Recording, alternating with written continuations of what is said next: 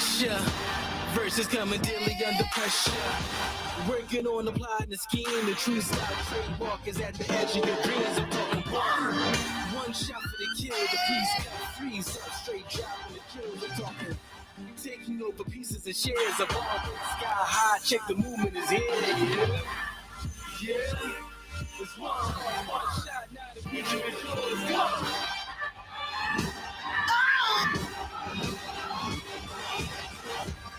I'm turning dreams into reality.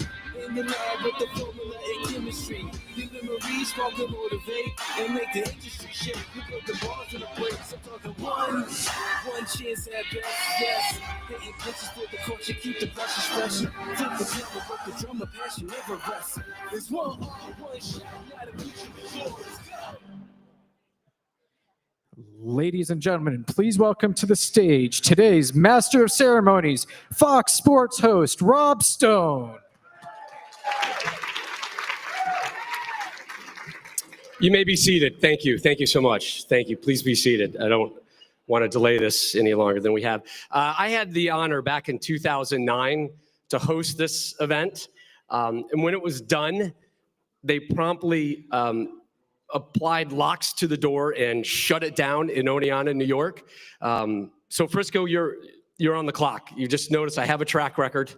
I think we're going to maintain this, but things did not go great in 2009.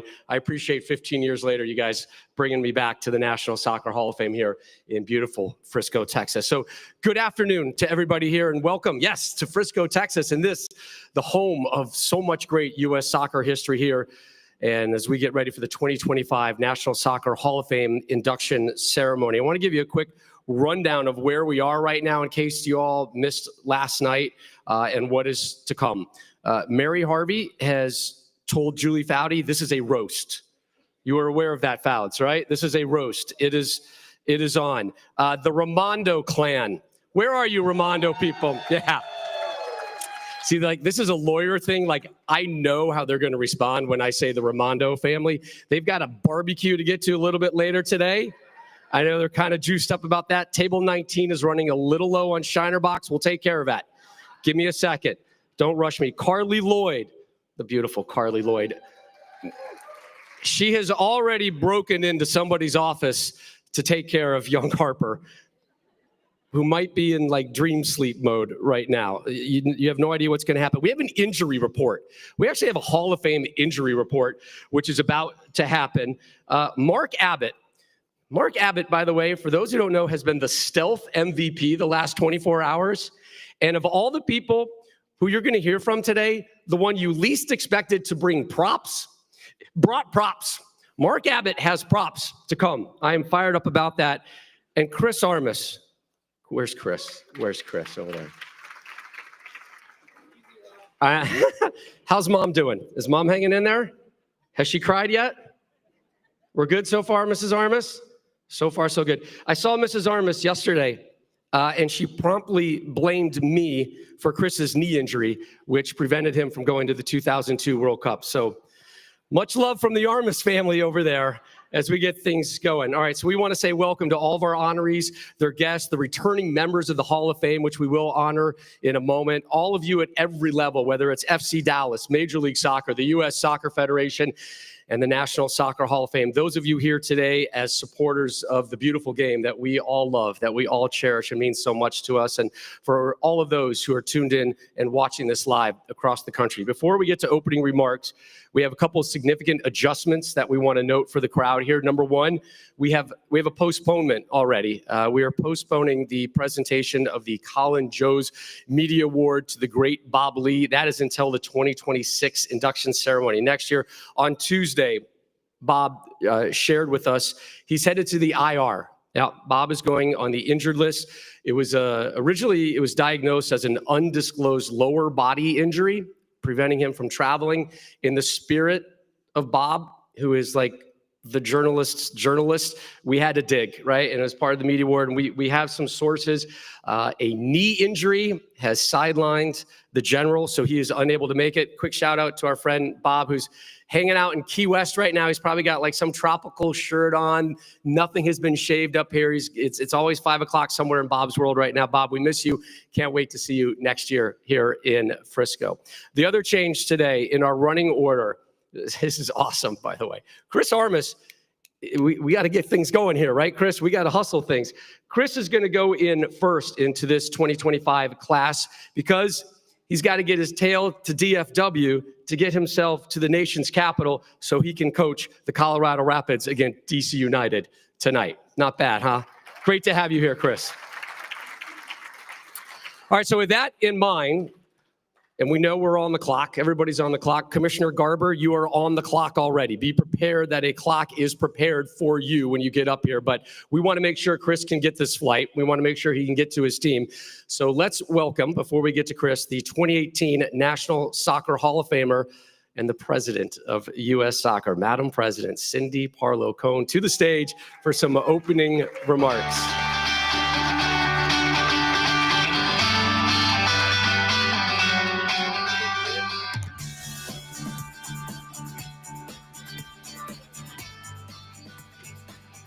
Thanks, Rob.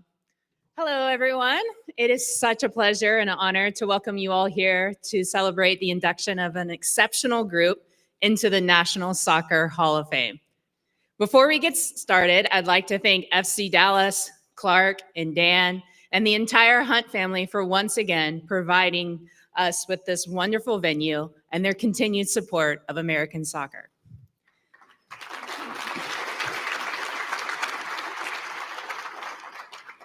Tonight's induction ceremony is special, not only because of the extraordinary individuals we are honoring, but also because they represent the very best of soccer in this country, both on and off the field. Mark Abbott, Chris Armas, Mary Harvey, Carly Lloyd, and Nick Raimondo, each of you has written an inspiring chapter in the story of American soccer. Mark, your leadership and strategic vision was instrumental in shaping MLS into the thriving league it is today. Without you, we aren't where we are now. Thank you. Yeah, that deserves. Chris, I can't see you, but I assume you're over. Oh, there you are. You are the very definition of grit, determination, and excellence. Your tireless energy, leadership, and passion left a lasting impact on teammates, opponents, and fans alike. And by the way, I was a huge fan. Still am. Congratulations.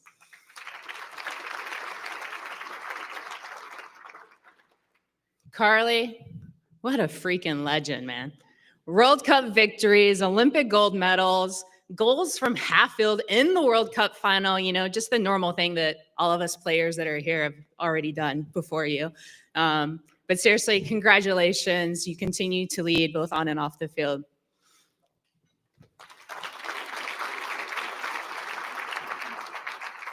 Nick, your remarkable career was defined by consistency, resilience, and record-breaking performances, and has solidified your place as one of this country's greatest goalkeepers. Congratulations.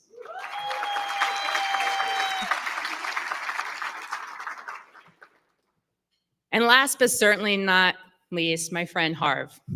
You're a massive reason why I'm standing up here as U.S. Soccer's president. You are a World Cup champion, an Olympic gold medalist, and most importantly, a trailblazer for women's soccer globally. Your contributions both on and off the field and in soccer governance continue to open doors and inspire generations of young women and girls. Congratulations. Collectively, all of you have elevated our sport, inspired countless fans, and left a lasting legacy that will resonate for generations to come. As we celebrate this remarkable class tonight, let's also reflect on the incredible collective journey we are all on to grow soccer in this country. Together, we've all built something special, but we're not even close to being finished. We have extraordinary opportunities to deepen soccer's connections with communities across the country. with the U.S. hosting the Men's World Cup next summer, and then the Women's World Cup in 2031, and then, of course, the Olympics in 28, the next 6 years will be transformative for our sport and our country. I don't know about all of you, but I am incredibly excited and believe the coming years will be the best yet. Now, let's celebrate these incredible people and the beautiful game we all love. Thank you.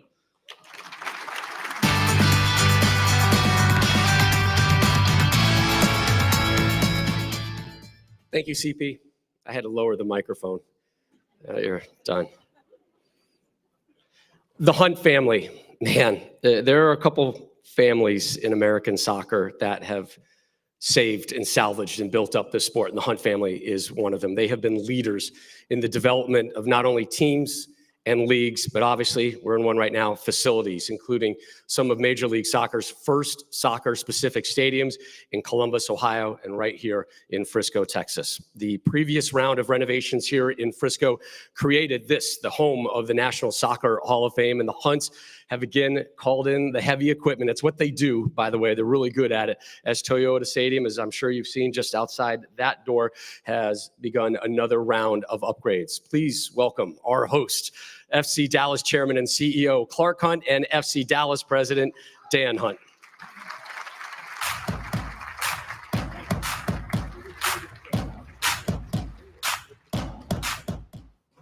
Thank you, Rob. For Dan and I, this is always a highlight of the year. There are so many people in this room who have impacted my life.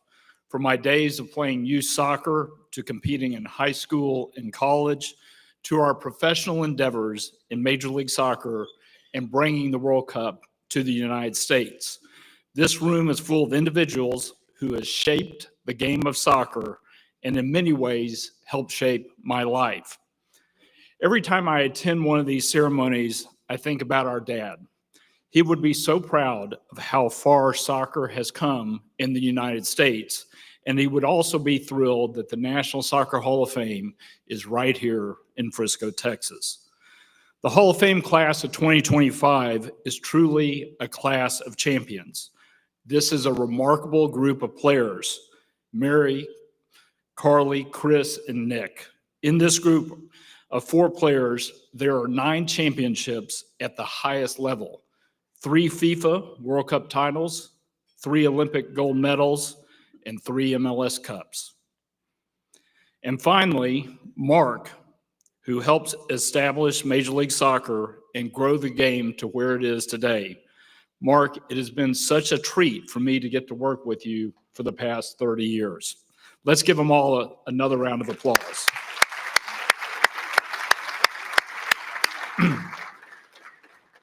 Each of them has impacted the sport in their own ways, and each of you will have your career and accomplishments enshrined forever here in the National Soccer Hall of Fame. Congratulations again. I just want to say a quick welcome to everybody here and a special thanks to our FC Dallas staff that puts this on. Jordan, you do an outstanding job with the Hall of Fame, and Crystal, my assistant, thank you for looping everybody in and helping make this happen. And finally, Legends, for the great food and service we have today. Let's give them a round of applause. We would not be here, and especially in this brand new building, without the City of Frisco, FISD, the CDC, and the EDC. Their economic commitment to soccer is unparalleled, and we are so thankful for this partnership.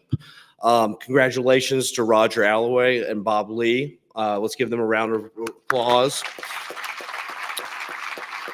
And to the inductees, to Chris, to Mary, to Nick, and Carly, congratulations.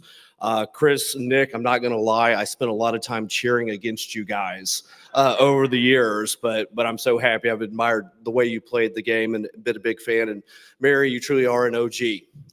You really helped start this movement in the women's game and help create what I argue is one of the greatest sports dynasties of all time. So congratulations on that. And Carly, I have to tell you, when you scored your midfield goal in the 2015 World Cup, I was holding my newborn daughter and I was racing around the house shouting and screaming, but trying not to wake her up. But it's one of my favorite soccer moments ever. And Chris, I know you have to leave quickly, so we'll hurry this along. I am not cheering for you tonight because you are a Western Conference coach playing against an Eastern Conference team. Sorry about that. Anyways, and finally, a special thank you to Mark Abbott. I can just say thank you. As employee one at MLS, I can remember our dad saying there's a talented young lawyer that's been hired and in helping put the league together. And I can promise you this, MLS would not be what it is today without you, Mark, and we may not even exist without you. So thank you to you and your entire family for what you've done for the game of soccer. Thank you guys for being here tonight.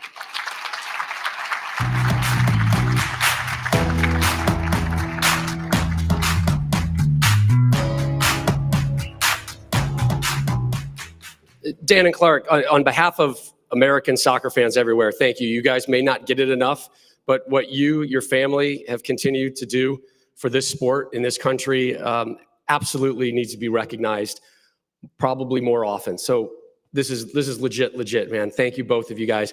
I see the LH up there. Thank you, Lamar. Thank you to the Hunt family for everything you guys have done and continue to do for soccer. Thank you, guys. You're amazing. Absolutely amazing family. So our guests of honor today, of course, are our newest honorees. But today's celebration also recognizes, obviously, the legacy of the individuals whose names are already in these rafters that circle this great room right here. So today we are going to welcome some of the returning members of the National Soccer Hall of Fame and past Colin Joe's Media Award recipients. So I'm going to ask each of you to stand and be recognized as I say your name. Stay standing, please. Audience, hold your applause and then let it rip at the end. I'll cue you. This is great. You've been seeing these red blazers everywhere, and there's a reason. From the class of 2003, Ted Howard. Get on up here, Ted. We'll hold the applause. Thank you, Ted. From the class of 2006, my wedding crashers date for the weekend, Alexi Lawless, and Al Trost is here as well. Please stand up. Alexi has not worn that jacket since he went in, and he has his original notes. Show him right there. That's his speech, people.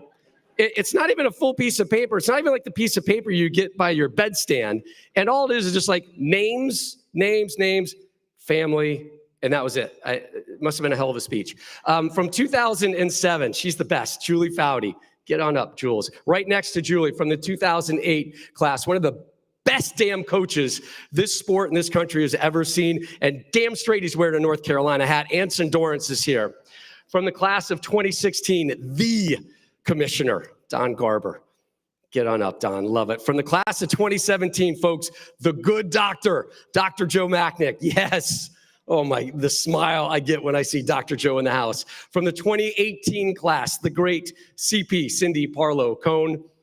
From the 2019 class, Sunil Gulati. So good to see you, Sunil. So good to see you. From the class of 2022, Essie Baharmas over there in the corner with Dr. Joe. And Colin Joe's Media Award winner, the legend, Seamus Mallon. Get on up here, everybody. Welcome back, and thank you all for joining us.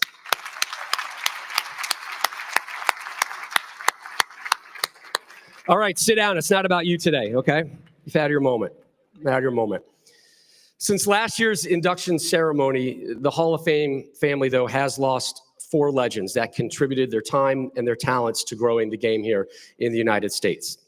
Colin Jost, journalist, author, and historian, who is the namesake for our media award.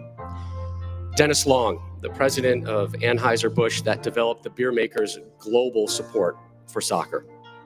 Pat McBride, a former captain of the U.S. men and the first American-born player signed to play in the NASL.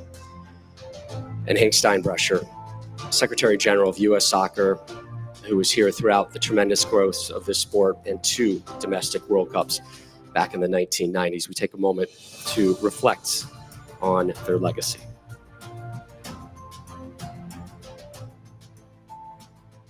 Okay, now I've got to turn it back up to 10, and we're going to do it with a guy who I wish was stuck in our midfield right now for the U.S. men's national team. My God, what I would love to see Chris Armas, a couple Chris Armases running around for the red, white, and blue right now.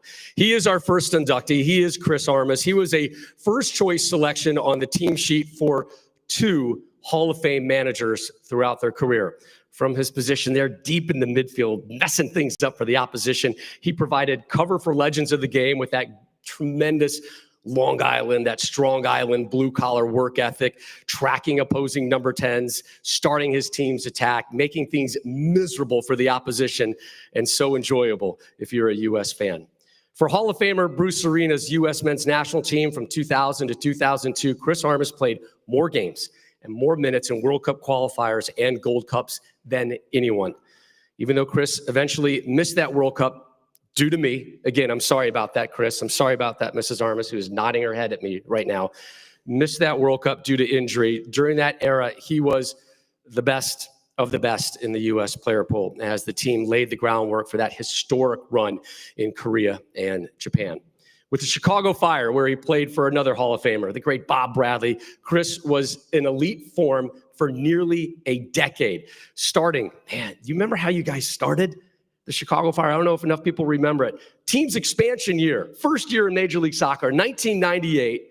Chris was part of every one of the Fire's trophy-winning teams. That includes MLS Cup, a Supporters Shield, and 4 Lamar Hunt U.S. Open Cup titles. We take now a closer look at the career of the first player to be named to the MLS Best 11 5 times. Defensive midfielders don't always get the respect they deserve, but the best of them get the toughest assignments to shut down the top playmakers on the other side of the ball. Few, if any, in the history of U.S. men's soccer did that as well as Chris Armas.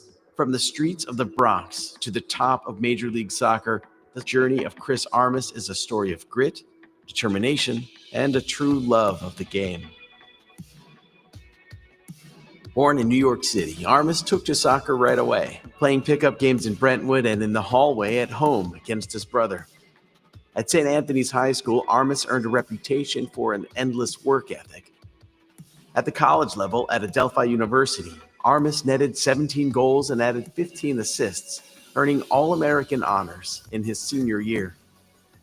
He turned pro in 1994 and joined the Long Island Rough Riders of the U.S. Interregional Soccer League. He was selected to the All-Star team, and in 1995, it was his pass that set up the winning goal in the league championship final. In 1996, Major League Soccer was born, and Armas was selected by the LA Galaxy in the first round of the supplemental draft. He spent 2 years in LA before being traded to Chicago Fire for the club's first season. And Chicago is where Armas would make his mark on MLS. In their inaugural year, Armas helped take the Fire all the way to the MLS Cup final, where they beat defending champions DC United 2-0. And the Fire didn't stop there. 5 days later, they added the U.S. Open Cup trophy in 1998 as well, becoming only the second team to win both cups in a single season. Just as he was making a name for himself at the pro level, Armas was also becoming a fixture in the U.S. men's national team midfield. But his journey there was not a textbook one. At the international level, he initially played for Puerto Rico, home of his parents. He wasn't on the U.S.'s radar, and he saw playing for Puerto Rico as his path to international experience. Soon enough, the Stars and Stripes realized what kind of player they were missing. After Armas was cleared by FIFA to begin representing the United States, he joined the U.S. men's team and made his national team debut in 1998 under future Hall of Fame coach Bruce Arena. He earned 66 caps for the USA and played a key role in qualifying for the 2002 World Cup, appearing in 14 of 16 matches.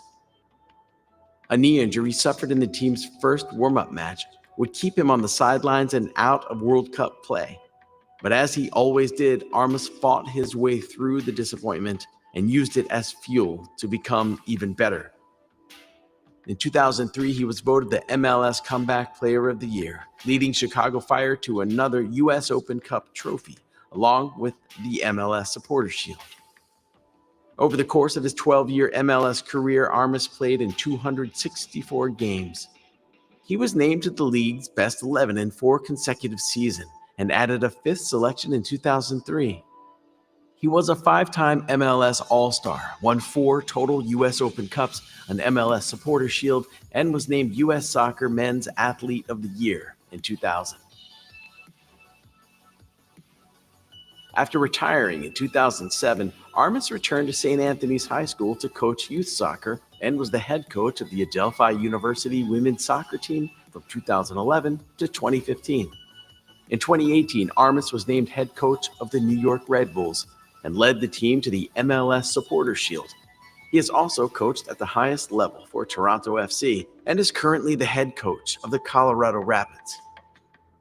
A relentless competitor and a leader on and off the pitch, Armas combined soccer instincts with an endless determination. He made his teammates better and his opponents nervous. And in 2025, Chris Armas was inducted into the National Soccer Hall of Fame.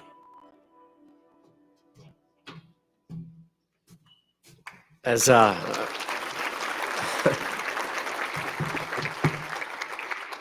MLS nerd, and I know there's a lot of them in here, like seeing some of that video is so cool, and the old jerseys, and you forget about the Galaxy days, and it was awesome, Chris. All right, so please welcome Jason and Phil Armas, Chris's brothers, to present him for induction here into the National Soccer Hall of Fame.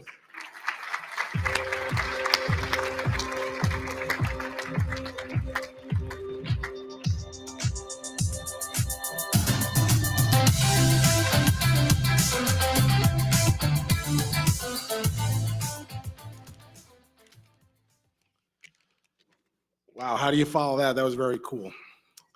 So hello, everyone. I'm Phil Armas, and Chris asked my brother Jason and I to introduce him, an honor that we both deeply cherish. It means the world to us. And as I thought about the way to introduce him today, I thought about talking about his accolades, but no way could I do a better job than you, Rob, or that video. So today I'm going to share a little bit of the personal side of Chris that I know and why I think he's here today. So Chris and I are separated by a year and a half, and we grew up as inseparable. We literally did everything together. So I think about, essentially, we would make anything that was mundane into a competition, whether it was who could score more goals that weekend, who could brush their teeth faster, who could take a shower faster. Literally, I think he wouldn't use soap just so he could finish quicker than I did. And I can tell you that competitive fire was instilled in us by our dad. Our dad was a fierce competitor, but it wasn't that we inherited from him. It was truly in Chris's DNA. So in the essence of time, I'd just like to talk about three qualities why I think Chris is here today. One, unmatched work ethic, without a shadow of a doubt. Chris is naturally gifted. He got straight A's in school. He has an instinctive talent for all sports and an uncanny ability to master anything physical. In high school soccer, during one-on-one drills, which we were on the same team, literally no one could beat him. And as an older brother, this was not just inspirational, but it was a little bit frustrating. I have never seen someone pour as much into themselves into the sport than Chris, both physically, intellectually, and certainly emotionally, with an unwavering determination. As his older brother, again, found this frustrating, but I admired him. Number two, he's a fierce competitor. Chris doesn't just play to win. He literally plays the game for the pure essence of competition itself. His mindset has always been, I'm going to bring my A game, you better bring yours, and when the final whistle blows, win or lose, I'm going to know that I've emptied the tank and that I left everything on the field. That commitment to competition was what makes him exceptional. Three, and lastly, he has an unshakable character. For those that are lucky to know Chris, you understand that he is one of the kindest, most genuine people you're ever going to meet. Again, this is something a little frustrating for older brother because everyone likes Chris. But I can truly tell you that he cares about everyone around him. As a player, he treated every teammate the same, from the rookies to the stars. As a coach, he brings the same warmth and respect to everyone, whether it's the security guard or the club president. Chris radiates positivity and selflessness. I have literally seen him let the win escape in a game of backyard soccer because he knew the neighborhood kid needed that victory a little bit more than he did, which is tough for a competitor like Chris, but it really speaks to who he is as an individual. Chris, today we celebrate your Hall of Fame career. your achievements as a player and a coach, but to me, you've always been a Hall of Fame brother and an extraordinary person. This institution is privileged to have your name forever etched among its ranks. Congratulations.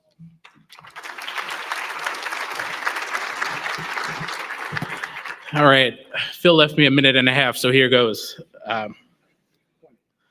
We'll get through this one. Thinking about how to use this short time, because I know Phil's a speaker, I went to the only place to start a speech, and that was ChatGPT, so here goes. As the youngest brother, and I don't share their closeness relationship, but I'm 7 years younger, and as they've reminded me many times, it's probably an accident. But honestly, for me in life, it was always a blessing. I mean, my two brothers, my dad, Uncle Wally over there, just men in my life that have been true inspirations. But it's probably about fourth grade where I was tasked with writing an assignment on who your hero is. And at that time, it was Chris. And why? I asked my mom, I'm like, can you find the speech that I had? She's like, I can't find it. It was a paper. And she says, I can't find it. I'm like, all right, well, I kind of remember. He was always great at soccer, always great at sports, always making things fun, always made me laugh. And it was the way he treated people. Just, as somebody who had the opportunity to develop into a person, what an inspiration. For the many reasons that Phil has indicated here, 40 years later, he's still my hero. I live by a couple of principles. What would Jesus do? And it's always, what would Chris do as well? And in the words of ChatGPT, Chris is a leader, a friend, and a role model. And for me, he is living proof that greatness isn't about winning games, but inspiring people along the way. Congratulations, Hall of Famer. Justine, the boys, the family, the entire soccer community. We're all so proud of you, and I'm proud to call you my brother and my hero.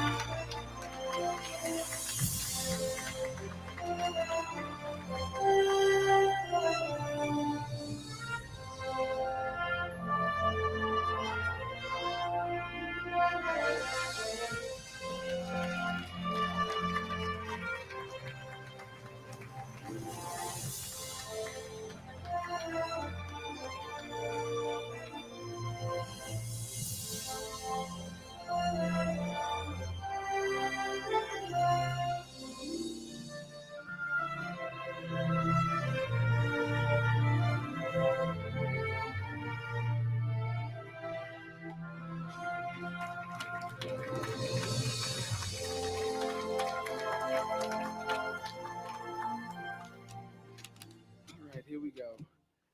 Yeah, I wasn't going to let you guys off the hook. If I had to get up here, so did you.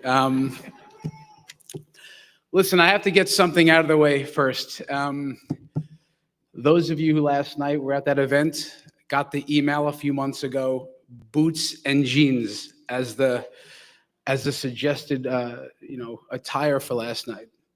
But let me tell you, when you're a New Yorker and it says boots and jeans, you know what you do?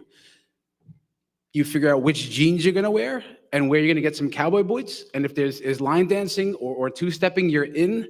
But then Google, what is boots and jeans attire? And it says business casual. So we started overthinking things.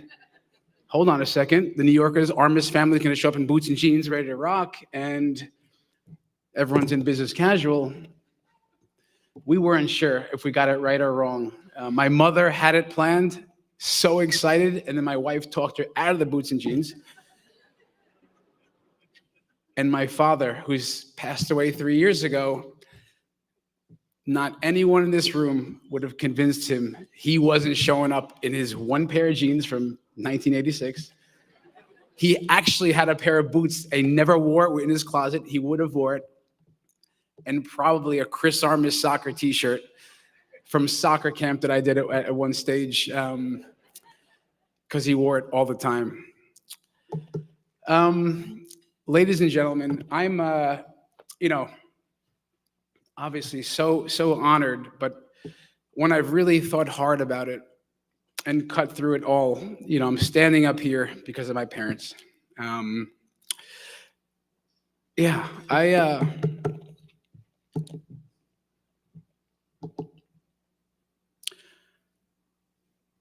My mom, standards. My mom wasn't the Navy person like my dad, but she taught us standards at home. I mean, they taught us so much, but when I really think about it, my dad would say, if you're going to do something, do it right. But she was the one at home making sure we did it right. Which meant, if we brought home a B from school and she thought we could give an A, she pushed us. And this was all the time. It wasn't sit down and you must do this, but all the time making sure that we knew what good was, but what great was. And this was an everyday thing in our house. And she was the one who taught me how to give everything every day, which shows up in some of the video and stuff like this. But she really taught me that, and it's been with me forever. As my brother alluded to, my father, out of all the things he taught me, I promise you, he taught me competition, but he never spoke about it. And I'd like to give a couple of examples that might make sense. Here's a guy that walked to the train station every day in Brentwood, a mile, hitchhiking often days. He'd work 2 jobs in New York City, walk home from the train station or hitchhike, and right to the backyard with us. And he would do this thing where he was a baseball and basketball player, Bronx and Manhattan, and he would just heel the ball through his leg, 6 or 7 years old, and say, "Come on and get it." And me and my brother, we would chase it and we would run. He would knock us down, and I was counter pressing and pressing at 7 years old. Can you imagine? But I loved the chase. I loved the hunt, and the seeds were being planted that this stuff mattered. He'd lay on the couch, and at the time I didn't know he might have been tired, but we would run around this little island in our house. It felt like a quarter-of-a-mile track, but it was probably 20 steps. But you would disappear for a second, and then he would, like a boomerang, throw a pillow from the couch. And sometimes you arrive early, that was easy, and sometimes you're late and it hits you in the face. And we would go around and around and around. And this idea of me trying to beat my brothers and them trying to beat me, we would go and go. And the last one, maybe on a same given day, could you imagine? My father would say, "Okay, guys, let's see who could massage my feet better." Could you imagine? My mother is brilliant at Jeopardy. She gets all the answers. I don't know how. My father, you can drop him in anywhere in the world. He figures it out. He's brilliant. And imagine we start massaging the feet, take off the wool sock, there's lint, and we're like, yeah. And we're looking at the next guy, and he would say, "Who can move it left and right faster?" And then, come on, who gets a little deeper in there? And we're 2 7-year-old deep tissue massage therapists. Bend it this way, bend it that way. Link your fingers into my toes, and which guy can release it? And he'd close his eyes like, "I'm not so sure. I think Chris is in the lead. I think Phil's in the lead. I need a little more time." Brilliant. Everything we did, we competed, but we never talked about it. My mother and father together taught me, 2 of the most important things in my life. That, right from wrong, we knew that in our house. We knew to do right, even when it was the harder right. We didn't take the easier wrong in our house. They didn't sit us down and talk about this, but they lived a life and showed us what right looked like. They did right, honest people, working hard. And they also taught me and my brothers to consider other people. And I've lived a life of that. My parents were always the ones hosting the family holidays, always the ones thinking about the other people, making sure you weren't hungry, making sure you were good. And this was who I became. My father was the one who, and my mother probably was fighting it, would pick up the hitchhikers. Could you imagine? We're going to the beach. Move over, guys. He's coming in. What? We got the hitchhikers daily, this stuff going to the beach with hitchhikers in the backseat with us. But they taught us to consider other people. And listen, how did this affect me on a soccer pitch?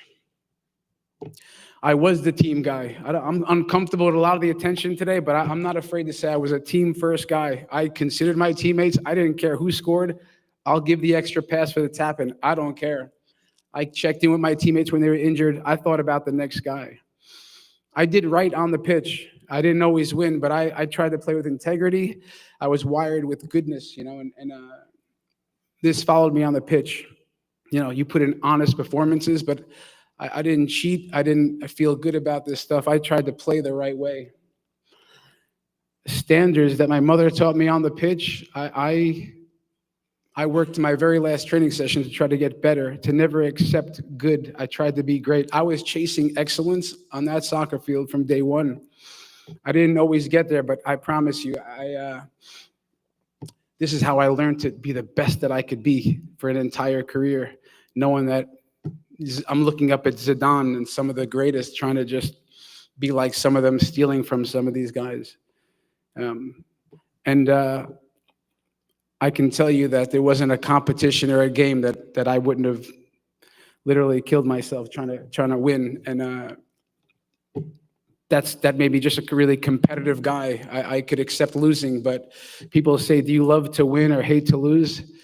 I'm not so sure. All I know is that the fire was burning bright, and I learned at a young age how to empty my tank in pursuit of that victory. My brothers who spoke earlier, I know that everything they've done in their life, I'm proud of them. I really am. And they've done really good things. You can hear the way they talk. They're amazing. And all of their successes are mine. Therefore, all along, I knew that they were looking at me, and there was no way I was going to let those guys down. Big inspiration to me in my career to just make them proud. My two boys, I have a 20-year-old and a 23-year-old. They're so different, but I love them both. And I'll tell you, when I was a player, it was between 0 and 6 years old. I knew that I was just going to be their dad at that point on a day off, take them to Toyota Park. We would act like they were young little pros. We train the field. We take a little ice bath and hot tub. But I knew that when I was a player, that later on in life, they would maybe be able to look back and see who I was. Because at that stage, it wasn't anything that they were going to take. But if they realized at some point that I played the game the right way, I emptied my tank, I was part of good teams, if they listened to an interview, they listened to the way I spoke or what people said about me, and that I played with integrity, I played the right way, that would be the thing. I was never, ever going to lose the opportunity to be a good example for them later on, but they get to see who I was. My wife, I met in 1994 at Adelphi. If she didn't tell you last night, anybody, she would say, you are nothing without me, Chris. You would never make it. Back in 1994, I met her at Adelphi University on campus. If you talk to me or her, someone would say, she stuck her claws in me, let me tell you. Like the plyometrics, and then my quads got big because I'm trying to run away, and she's got the claws in me, and you're nothing without me. You'd be nothing. I'm not so sure how it would have went without her, but I can tell you with her, it was incredible having someone like this by my side. In pro sports, as so many of you know, there's ups and there's downs, there's stress, there's internal competition, there's external noise. You don't make enough money, now you make some money. There's 10 days before a World Cup getting injured, blowing your ACL, staph infection in the hotel, and having a rock by your side for athletes, pro athletes. I think it's incredible to have this steadiness that I needed, not judging you. Of course, she would tell me many times, what were you doing out there? Why didn't you do this? Why didn't you do that? But she was steady for me. And in a pro life, having her at the side, I can say for 14 straight years as a pro soccer player, having her by my side, I guess she was right that maybe I really needed her by my side. So thank you, Justine. Listen, and the last thing, and I have to rattle this off now, and I wrote this down because I think you can hear that I was surrounded. There's a timer that I might have passed, but I'm going to try to zip through. I think my family, and I have a really good support system. I think that's clear. So maybe that would have given me a chance for whatever I did in life. But in this sport, you need opportunity, truly, to do your thing on a pitch. So I'm just going to rattle off quickly. Brentwood Soccer Club, Bayshore Hoda, Long Island Junior, St. Anthony's High School, Adelphi. Jim Kilmeade and the Rough Riders, and giving me my first start at pro soccer. MLS has given me everything that I've had. What a privilege to be part of the league. Lothar Osiander and the LA Galaxy, Peter Wilton, the Chicago Fire, Sunil Gulati, Dan Flynn, US Soccer. You know, Sunil, Dan, I would not have had the privilege if you didn't fight for me to be put on that jersey. Thank you so much. Abe Reese was my agent when I was a player, and he gave me so much love and support since I left Adelphi. As a youth player and in my whole life, I've been surrounded by good teammates. How should I not mention these teams that there was always guys better than me, and there was a lot of them, and there was always guys pushing hard, but my teammates have been amazing. And then each coach that I've had, I promise you, I don't know where they got all those goals from that scored. That's for Carly Lloyd. I don't score goals like this. But my coaches saw something in me that many, I don't think could. I wasn't the flashiest guy, but I had a lot of coaches that were perfect for me. Bob Montgomery was my college coach. He taught me that team is like a brotherhood. Alfonso Mondello taught me discipline and real professionalism. Manny Shellshite was a mentor to a lot of my mentors. Manny Shellshite was the first guy to, listen to the voice of the game, Chris. Huh? What voice?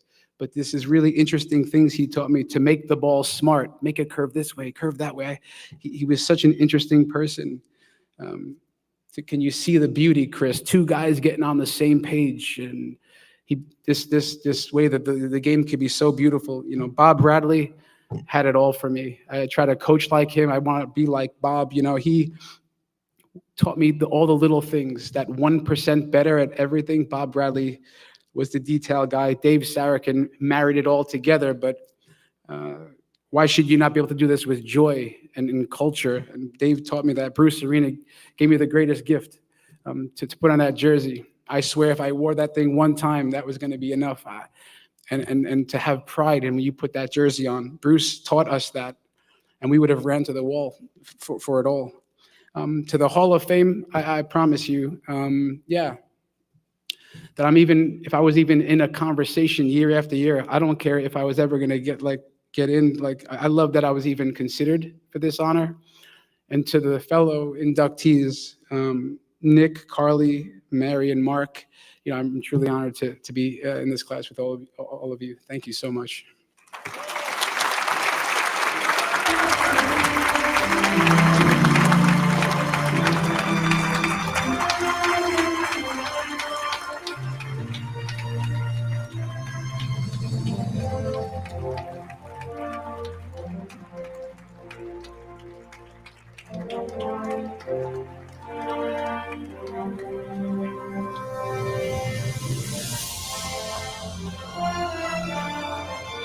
Yeah, the coat's yours, Chris. It's yours. Yeah, you can take it home. Do whatever you want with it. Put it in storage, some mothballs. Wear it tonight. Wear it tonight in DC. Mrs. Armas, we good? Baby do good? Yeah, he did all right. Chris, congratulations. Safe travels to DC tonight. Anybody have foot massage on their Hall of Fame speech bingo card? Anybody? Nope. All right, so the card is still wide open. Excellent. Please welcome next to the stage the most mispronounced name in U.S. soccer, Jorn Buchholz, the Executive Director of the National Soccer Hall of Fame. It is not spelled that way. It is not spelled Jorn Buchholz, I'll tell you that. Jorn is going to join us right now for a special presentation.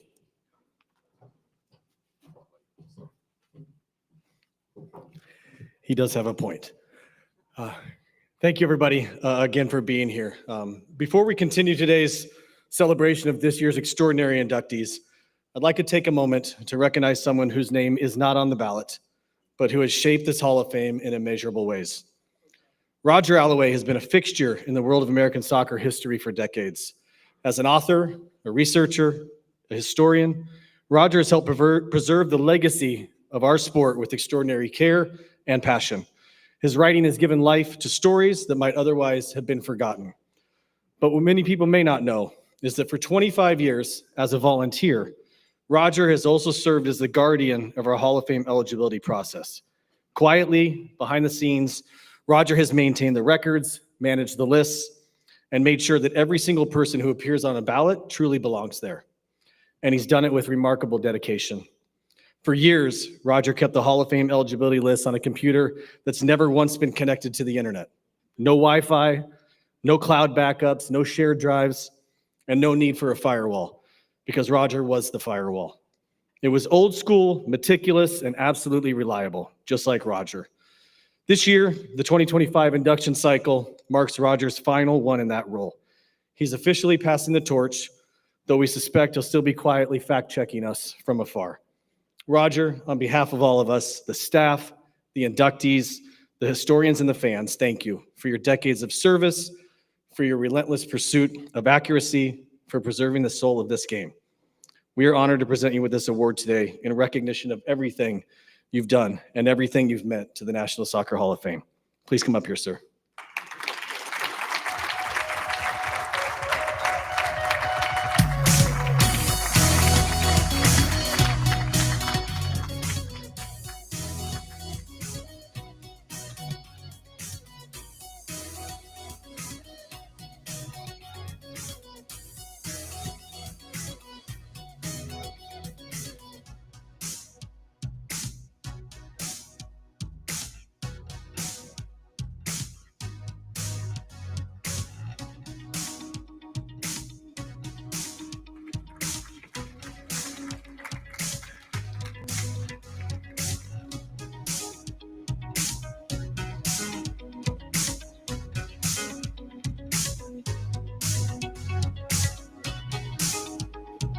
Congratulations, Roger. Do you trust the internet yet, or are we still kind of? You do? All right. All right. Do you mess with the chat GPT, or is that too soon? Yeah, too much too soon. I got it. Thank you, in all seriousness, for your contributions to the National Soccer Hall of Fame. Time for number two. This is going to be a good one. I'm excited. From Foxborough to Frisco, and from Seattle to now San Diego, Major League Soccer entered this year its 30th season with 30 teams and some of the game's biggest stars suiting up in all corners of this beautiful country. Those of us who have worked in and around the U.S. soccer landscape for the last 3 decades take immense pride in the opportunity to honor those who have been making history in real time right alongside all of us. Mark Abbott, folks, was employee number one. Employee number one for Major League Soccer. No pressure there, right? The author of the league's first business plan, he has continued to help lead the growth of the league for 3 decades before he departed his role of deputy commissioner following the 2022 season. He is now Professor Abbott down in DC at Georgetown. Today, we celebrate those efforts by taking a look back at his many, many contributions.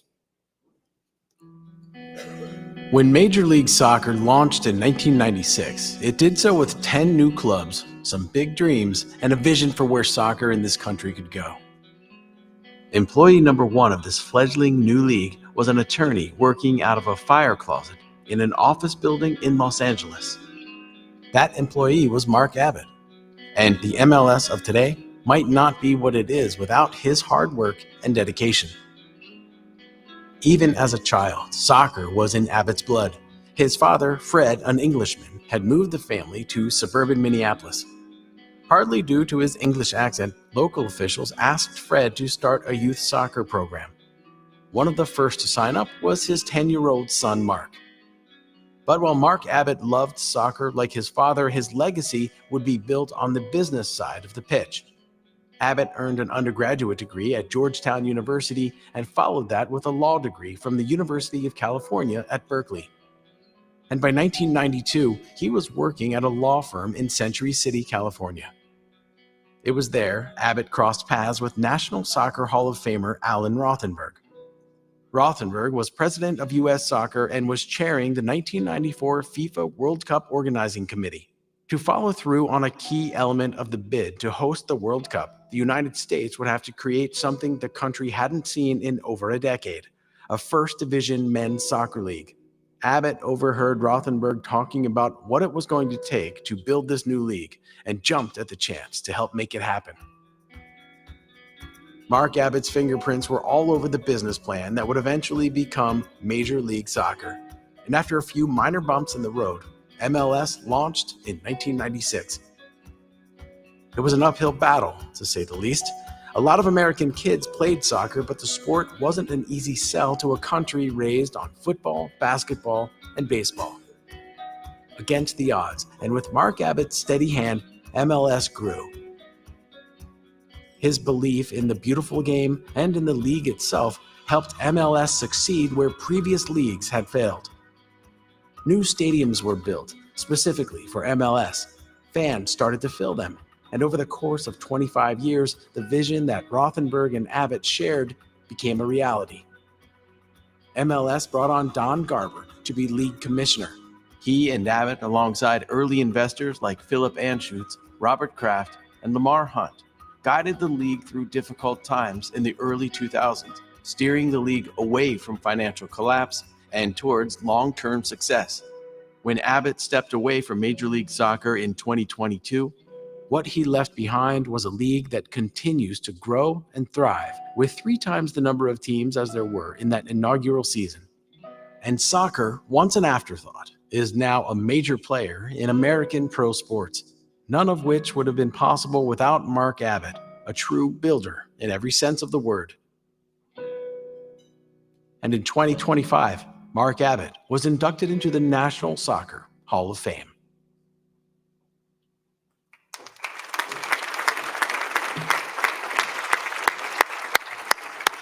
Yeah. Took some work to find those pictures with the old Minnesota Kicks t-shirt on. Well done.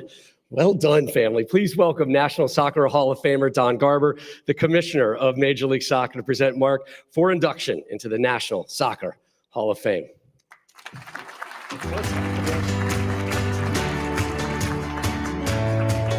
Well, hello, everybody. This is going to be fun. The props will be coming out soon. There is no better, more excitable guy who's passionate about what he's done over the last 30 years than Mark Abbott. So we're going to have a lot of fun. It truly is a great honor for me to be here with all of you this afternoon. Our sport has so much momentum. We have so much promise. Our federation is really strong. Our members are super aligned.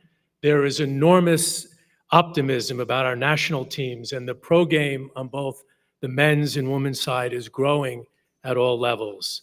And our sport's biggest events, the 2025 FIFA Club World Cup, the 2026 World Cup, and the 2031 Women's World Cup will be played in our country.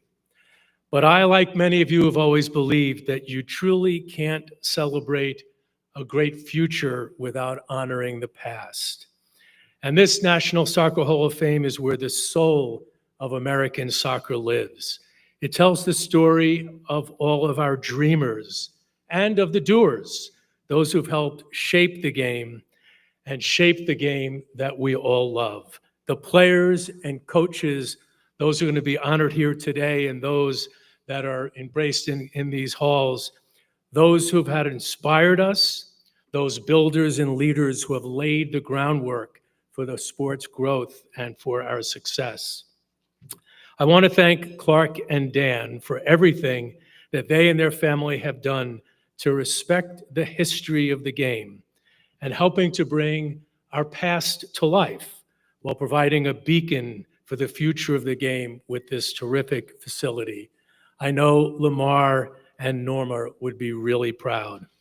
And I want to congratulate the entire class of 2025, Carly, Mary, Nick, and Chris. Carly, one of the greatest players to ever play the game. Mary, one of our sport's great pioneers. And Nick and Chris, 2 MLS and U.S. national team greats. And if Bob is watching, a real shout out to Bob Lee, who really brought the game to life for all the years at ESPN. I'm proud to know each and every one of you, and I know I speak for the entire U.S. soccer community when I say how much we appreciate everything that you've done in service to the game. But I'm here today to celebrate a man, a great friend of mine, whose vision didn't just shape a league. He helped establish the landscape of American soccer. Mark is not just the founder of MLS, he was the architect of a dream that America not only deserved a top-flight first division men's professional soccer league, but one day that league would stand shoulder to shoulder with the top soccer leagues in the world. And at a time when belief was scarce and the path forward was really uncertain, Mark built the framework for a league that would turn possibility into progress and progress into permanence.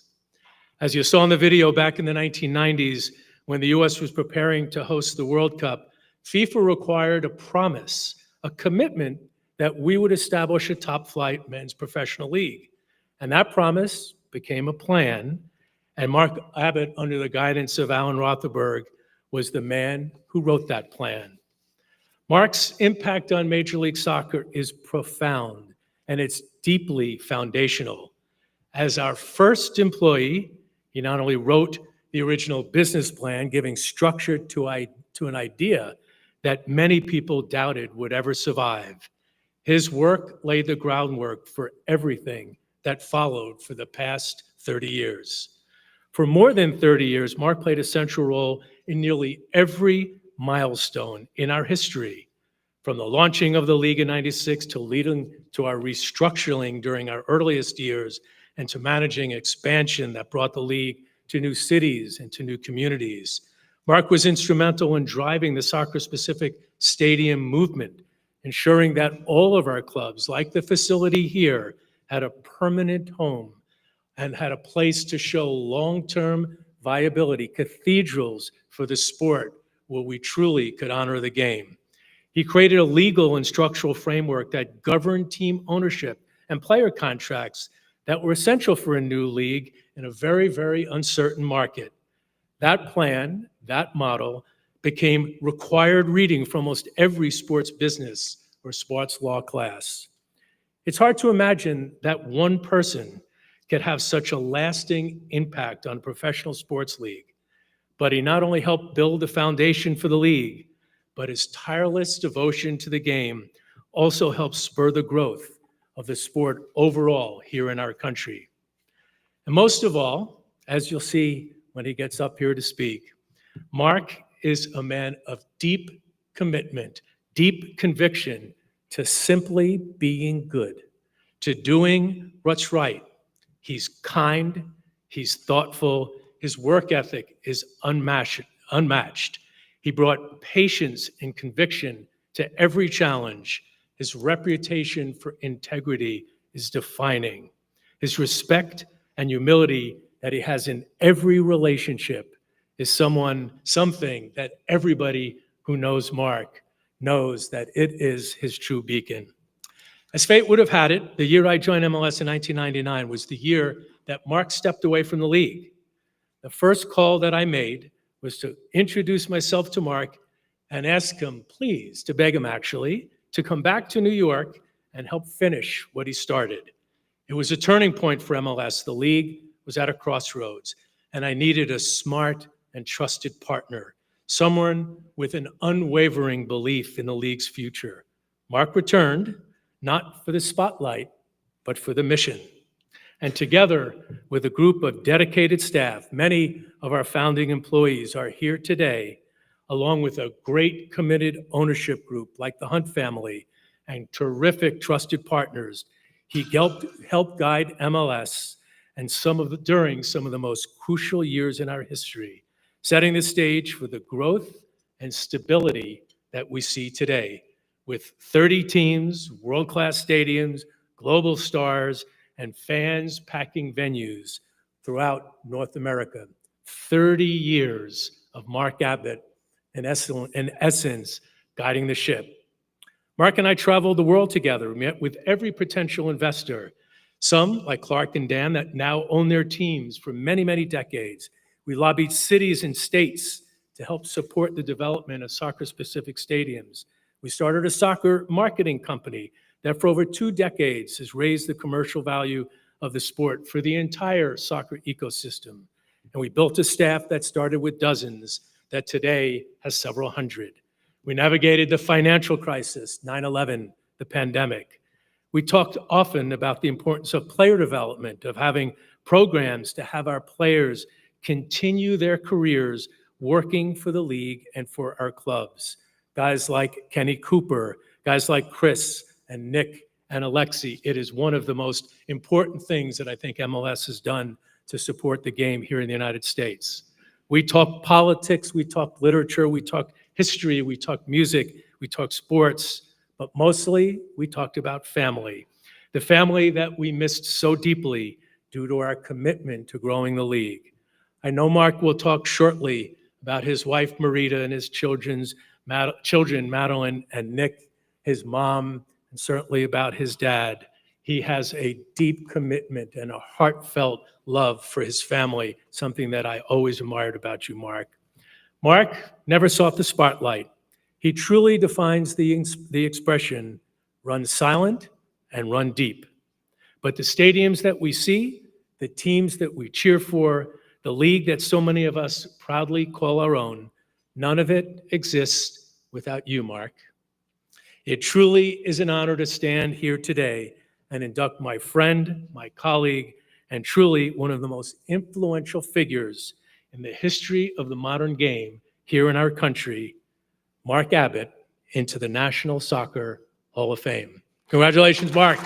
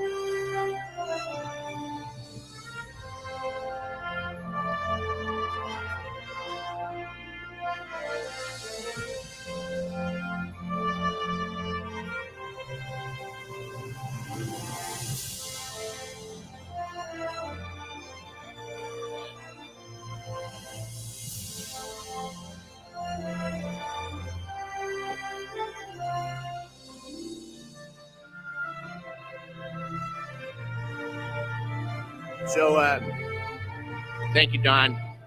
Music. Okay. Thank you. It's, of course, very humbling to be included in a class that includes world-class athletes that have won Olympics, World Cups, MLS Cups. Nick and Chris and Carly and Mary, you exemplify the athletic excellence that has allowed you to not only compete, but be successful at the international level. And all of us in this room are in awe of what you did on the field. And congratulations on being inducted into the Hall of Fame. I am not a world-class athlete. I'm, being brought in the builder category. And the highlight, the peak of my athletic career was in 1977 when I was 12 years old. And the new Minnesota Kicks, the NASL team that had come to Minnesota, my dad had bought season tickets, and they hosted a statewide competition called the Dribble, Juggle, and Shoot, which is the sort of equivalent of the punt, pass, and kick for soccer. And I entered it. And by some astonishing luck, I won the 12-year-old category for the state of Minnesota. And for that, I was given this trophy, or this medal, which I'd like to thank my mom for keeping for almost 50 years so that we could show it here today. Now, it was not just a competition, but it was really my first exposure to the business of sports and sports marketing. The competition had been sponsored by McDonald's, and as the winner, I got a free Big Mac, which was great, but that's not the only thing that I got. They also gave each winner, I just broke it, sorry, Rita, this wonderful watch clock with Ronald McDonald. And Marita and I have just sold our house in Connecticut, and we were cleaning out the house and we found this. And Rita suggested, actually she demanded that I give this to the Hall of Fame. So we will not be bringing this back to Connecticut with us. You know, it's very special for me to be inducted into buildings so closely associated with Lamar Hunt and the Hunt family. And people have talked already today about what Lamar Hunt meant. He was the most influential person, I think, in professional soccer in the United States in so many different ways. He was a friend of mine. He was a supporter of everything we tried at the league. He was the first person to commit to invest in the league. He built the first and third soccer-specific stadiums. So I don't think anybody had quite the impact that he had. And each of us were asked as inductees to contribute something to the hall for a year. And so my favorite possession from my time at the league is the original business plan that we sent to Lamar in 1993. And he sent back this very detailed memo with very detailed comments on each aspect of the plan. And it was really quite remarkable and helped us think through sort of the next steps. That's not the only thing, though, that I received from Lamar that I cherish. Lamar, some of you may know, had a select list of people that he would send a special Christmas present, the same Christmas present every year to. And I don't know how you got on the list. I got on in 2005. It was a big moment for me. And I got my first of these, and it's Lamar Hunt's fruitcake. And similarly, we were cleaning out the house, and remarkably, it's preserved over 20 years. So Rita also suggested that we donate this to the hall. So there's a lot of things to put in that display case now. You know, as we mentioned, I've been inducted as in the builder category. And literally, there are thousands, if not tens of thousands of people who have contributed to building our sport in this country and to building our league. Many of them are here today. Some are watching, I believe, on the stream. So I'm just going to mention a few. It begins with Alan Rothenberg, who had the original vision for what became Major League Soccer and took a chance on me when I was 28 years old to help him write the plan. And I'll be always grateful for that opportunity. It literally changed my life. Doug Logan, who was our first commissioner, had to navigate some very difficult challenges and moments in the first and early years of the league. Marla, who's here, who was part of our original startup team, and then went on to run the very successful 1999 Women's World Cup. Sunil spent decades toiling to build the national team program, was our first deputy commissioner, drove our early player strategy. I know Dan Flynn is here, who's a big part of what we did early and always a long supporter when he was with U.S. Soccer, and that's continued with Cindy and JT. And a number of my friends from the league, who I'm very thankful traveled to be with us here today. Todd, who has probably signed more players than anybody in the history of professional soccer throughout the world, and always had my back. There was a very sort of tense moment in one of our CBA negotiations where the lawyer for the other side for the union, and I would say a friend of mine, sort of said, "How does it feel that people think that you're an evil genius?" And I thought, well, I'm kind of 50-50 on that. But before I responded, Todd jumped in to defend me, and he said, "Mark is not an evil genius. I, Todd, am the evil genius." So Todd, thank you very much for taking the bullet on that one. Nelson, who always encouraged us to live a life of intentionality and to find and follow our true north. Sean, who has an incredible commitment to excellence and hard work that was constantly inspiring and talents way beyond what he does in finance. Charles, who was a very important person for me for 10 years, a trusted and talented confidant, somebody I could and can always rely on. Gary, who brought new energy and new innovation and ideas that have really propelled a lot of our growth in the last decade. And of course, Don. Don spoke about our incredible partnership over the last 25 years. You know, Don came at a time that was very difficult in the history of the league. He navigated us out of a crisis and set a foundation for growth that we're still experiencing. And we would not be who we are without Don. I would also like to thank Clark and Dan. Clark and I are about the same age, and we started working on the league together. And the support of the Hunt family has been unwavering over those years. And also their partners in MLS, particularly Phil Anschutz and the Kraft family, who believed in us when very few did. It was mentioned, I am not a professor at Georgetown. I do teach a class at Georgetown, but I don't have that title. And the class begins with a basic premise that sports leagues are like governments.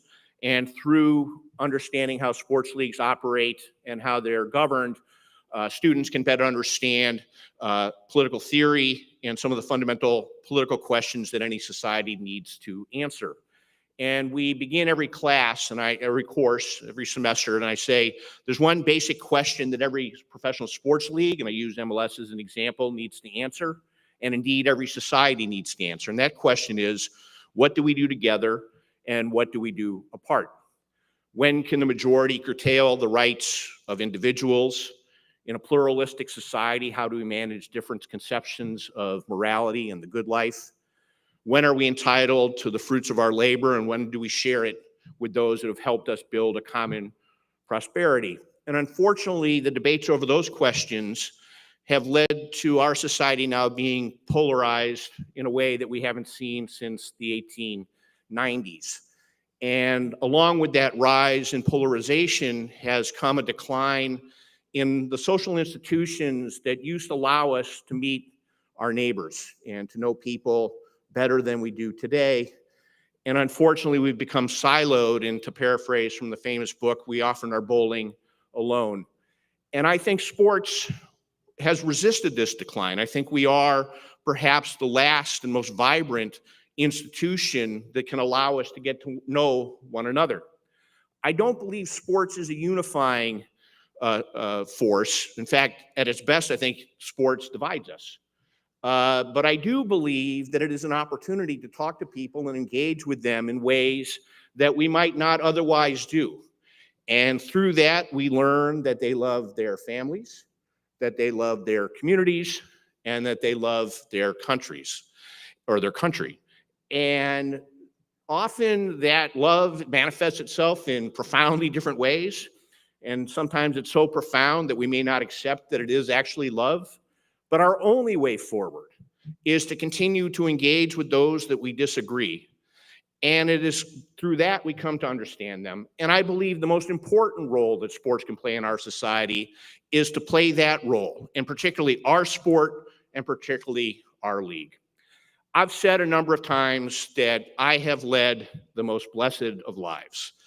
My career, my friends, and most importantly, my family.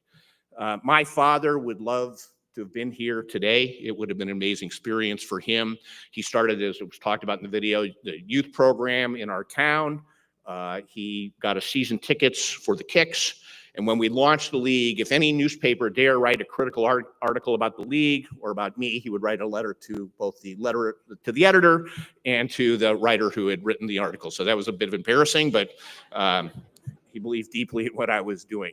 My mom is here. She is the original soccer mom. She made sure I got to practice on time, my uniforms were clean, and that I had a cup of tea waiting for me when I got home. So thank you, Mom. My brother is here, and my sister, I think, is watching on the live stream.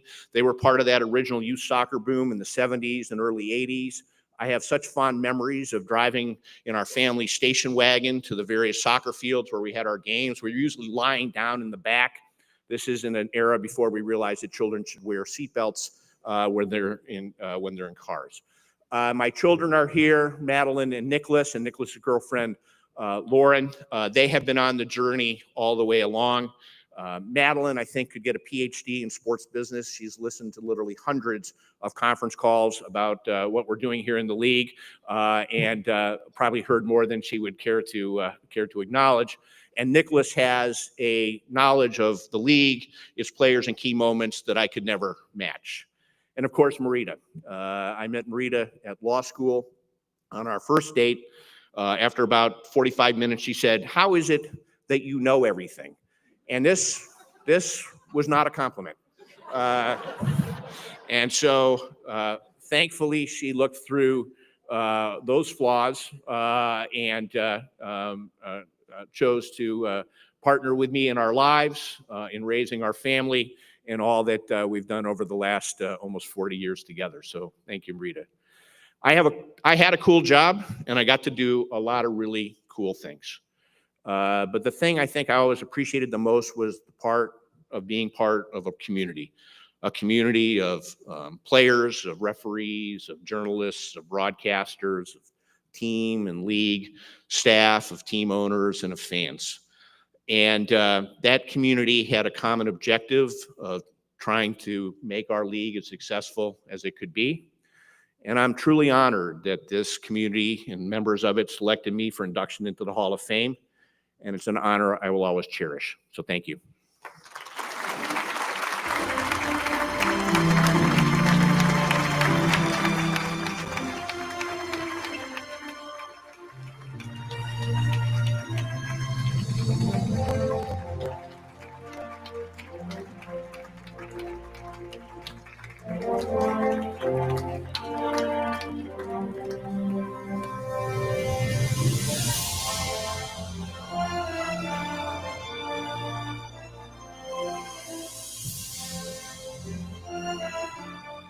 Mark, again, congratulations. Mrs. Abbott over there, Mark, you guys have a problem. It's called hoarding. We can sort this out. We can get you some help immediately, maybe during this intermission. Nobody thought that Mark Abbott was the carrot top of the U.S. Soccer Hall of Fame, but that's why you're here. That's why you're here live on Saturday. Again, the stealth MVP of the weekend, Mark Abbott. Congratulations. We are going to take a quick intermission. Some of you have already jumped on that. Please, we ask you to be back in your seats in roughly 10 minutes so that we can continue to honor this, the class of 2025.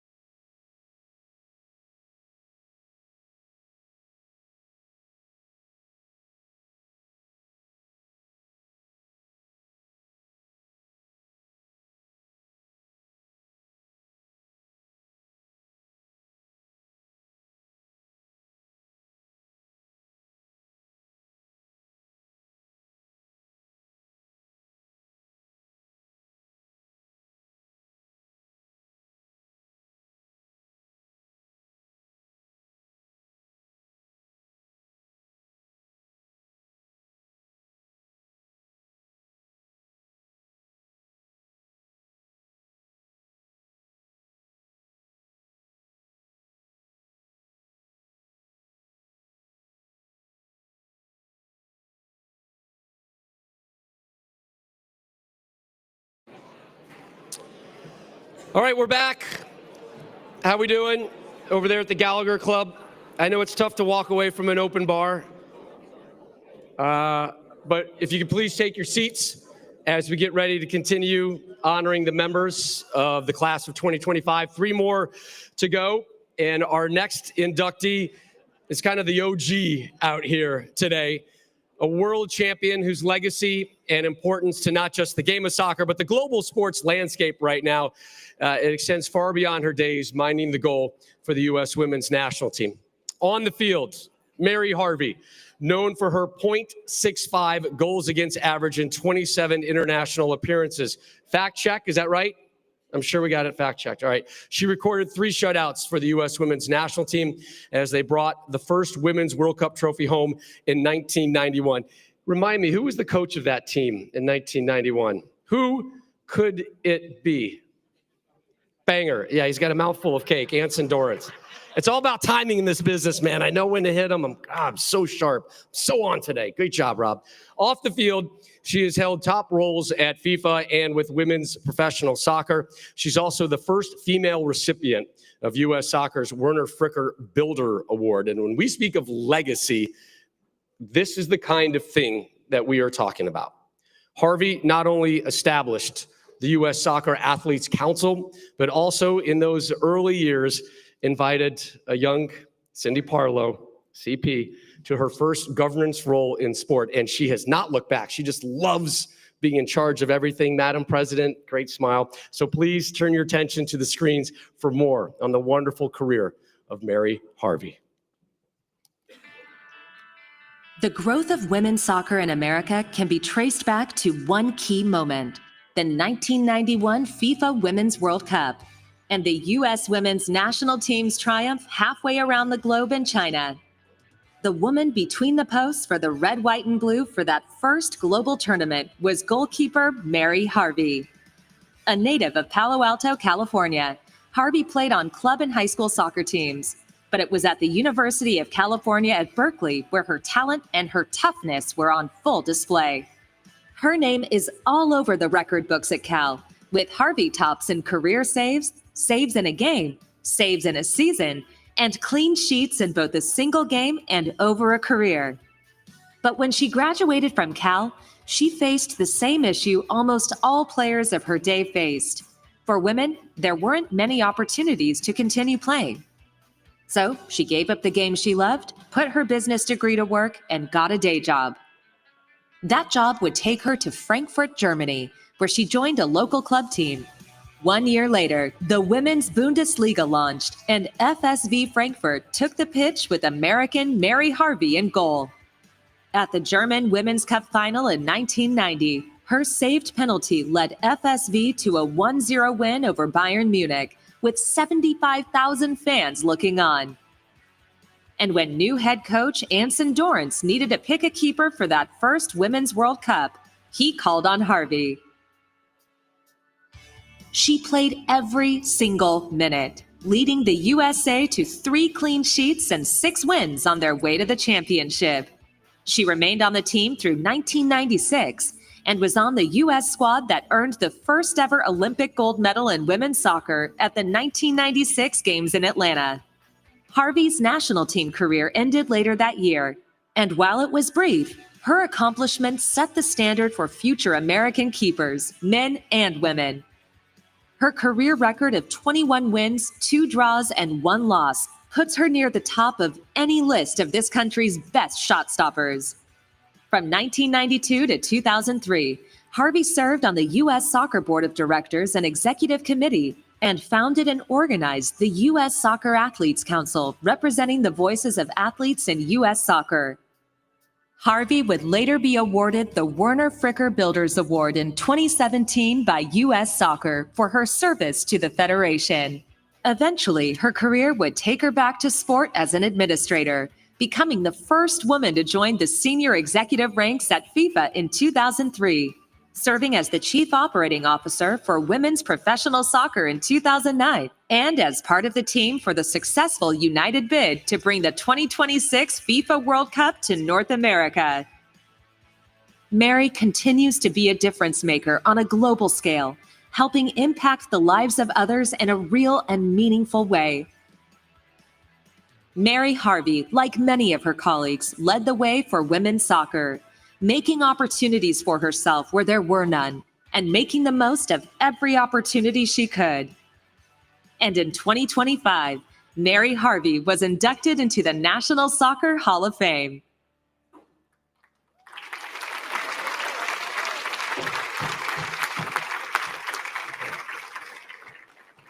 Table 6, those are some awesome pictures up there, huh? Like somebody did some digging through the archives to get those up. Oh, wow, the smile on my face is so sincere and pure. It was so cool. Oh my God, little Brandy Chastain and Michelle running around. Oh, amazing. All right, stop talking, Rob. Please welcome National Soccer Hall of Famer, somebody who knows how to talk, Julie Foudy, to present Mary for induction here into the National Soccer Hall of Fame.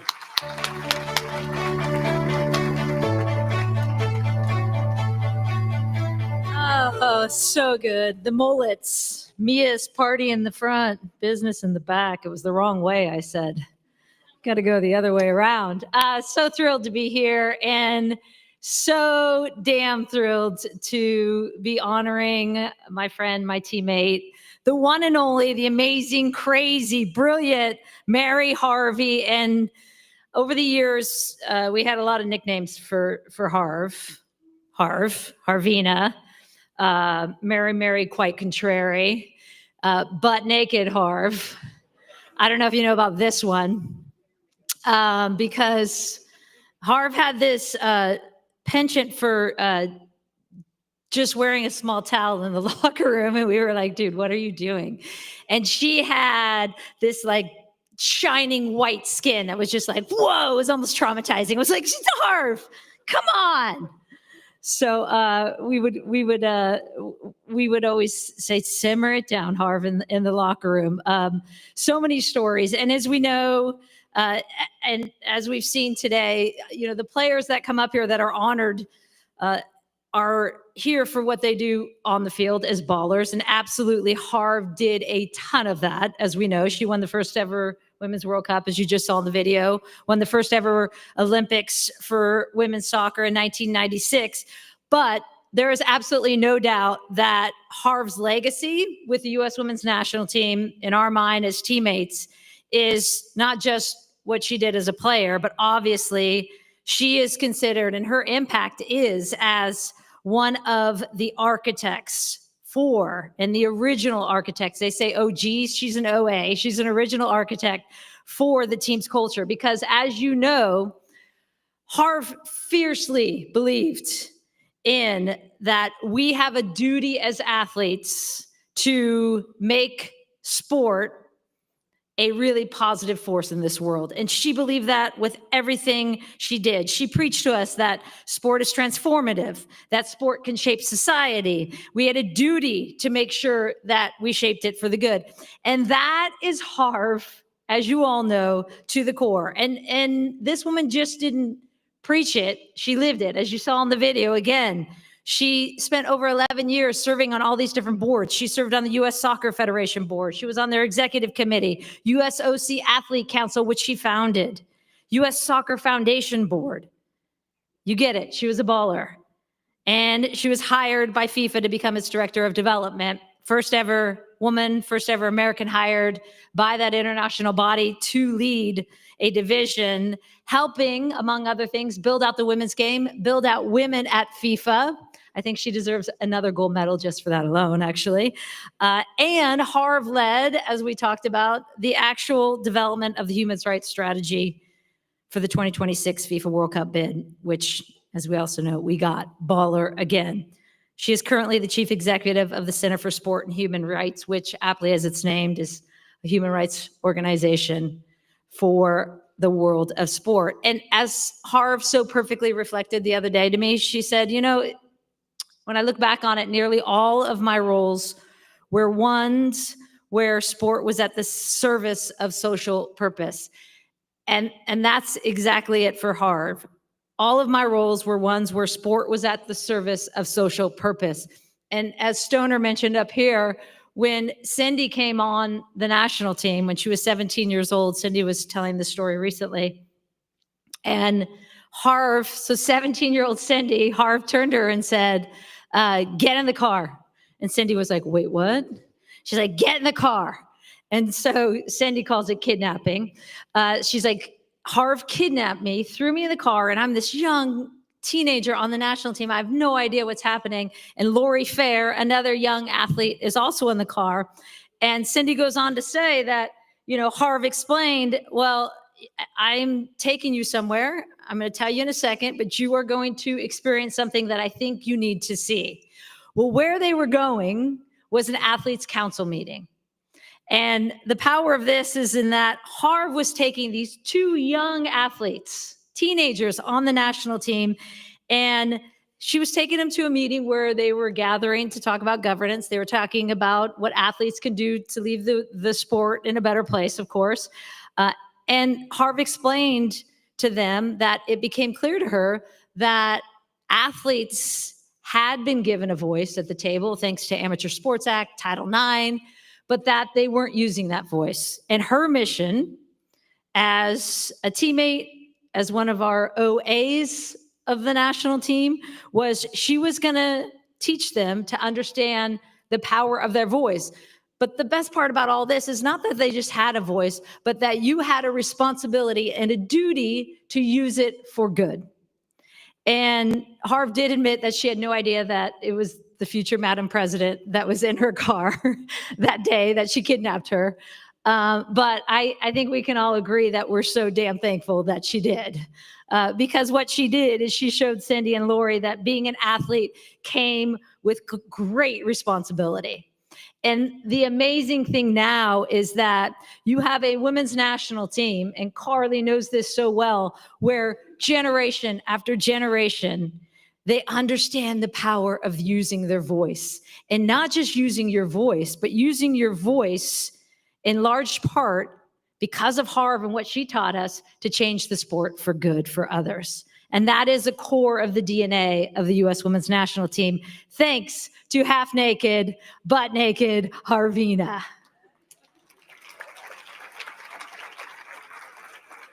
Okay, Harv, before we cloak you in your cape, of course, I had to ask some of your past teammates if they wanted to share some things about Harv and pass on some congratulations. And I had to cut it down for time. I don't even have a running clock. Am I already at 0? Shit. Shoot. Sorry, there's kids in the audience. So first up, I'll give them all to you in their full extent later. Brandi Chastain, you might have heard of her. She got naked after scoring that penalty kick in the '99 World Cup. Mary Harvey was the first goalkeeper I remember who would not only scare the opponent, but scare her teammates as well. She was way ahead of her time, and she coined one of the team's favorite sayings we used long after she left. And this is typical Harv. Whenever you were playing Germany, for example, Harv would walk in and she'd say, "It's a bad day to be German," right? Norway, "It is a bad day to be Norwegian." And to this day, we still use that for whatever we do whenever we're together. So Brandi says, "Congrats, Harv, so well deserved, my friend." Carla Overbeck, our longtime captain for so long, said, "I know you will talk about the way she pranced around the locker room in her towel while blinding everyone with her extremely white skin." Check. I did that, Captain Carla. What she did for our sport after her playing career ended was immeasurable. Thank you, Harv. Mia Hamm. I cut this one down. It was long. "I love how she continues to advocate and protect others as part of her life's work. We love you, Harv." Saskia Weber, goalkeeper. "Her consistent pursuit of excellence is something I adopted into my game and helps guide me into the keeper I became. I love you, Harv. Congratulations." And the thing I keep going back to, Harv, is that this was a time when you were playing where athletes didn't understand that they had a voice. Athletes didn't understand their role in governance. They didn't understand that they had a seat at the table that they could use, not just as a voice, but as I said, a power for good. And this woman, with her courageous witty, smart, brilliant way. Did it on the field, but I think most impressively, what you did off the field to build our culture, to build our team, to build our U.S. women's national team into what it is today, you are the original architect of that. And it gives me so much pleasure to be able to honor you in this way and bring you up here. And it's poetic justice. A Stanford Cardinal gets to put a red jacket on a Cal Bear. And I love it. I love it. I love it. I can't wait to see you in red. Get on up here, Mary Harvey.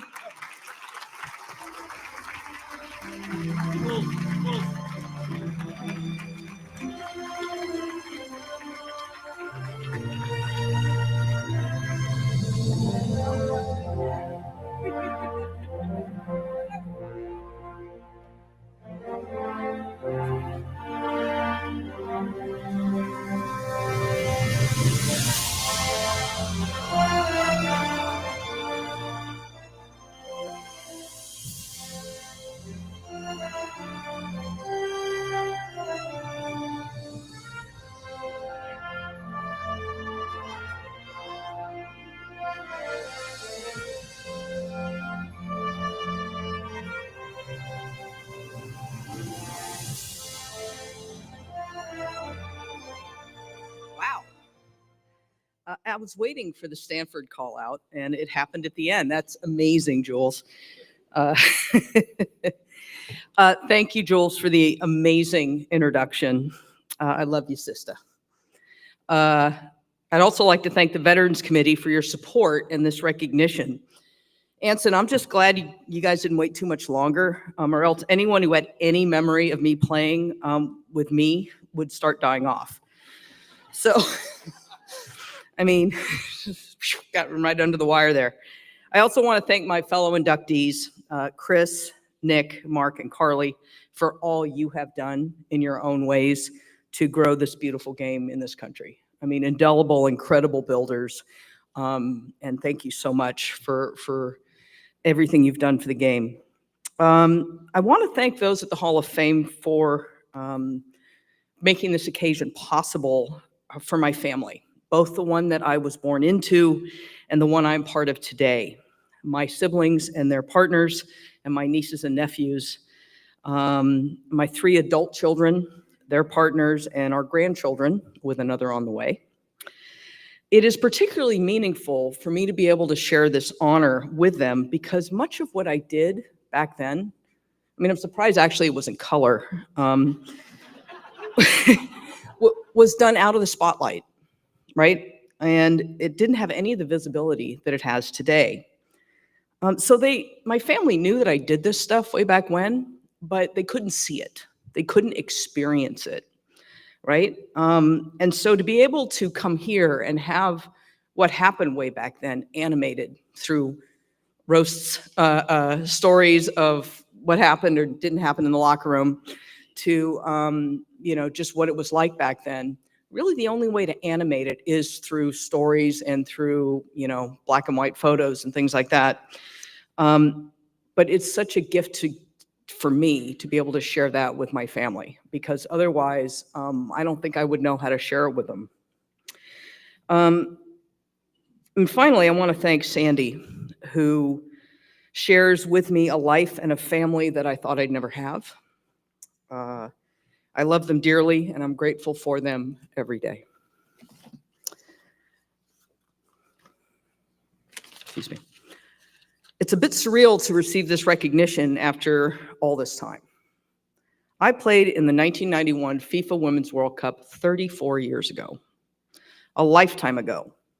But those 8 years that I spent with the U.S. women's team left an imprint on me for a lifetime.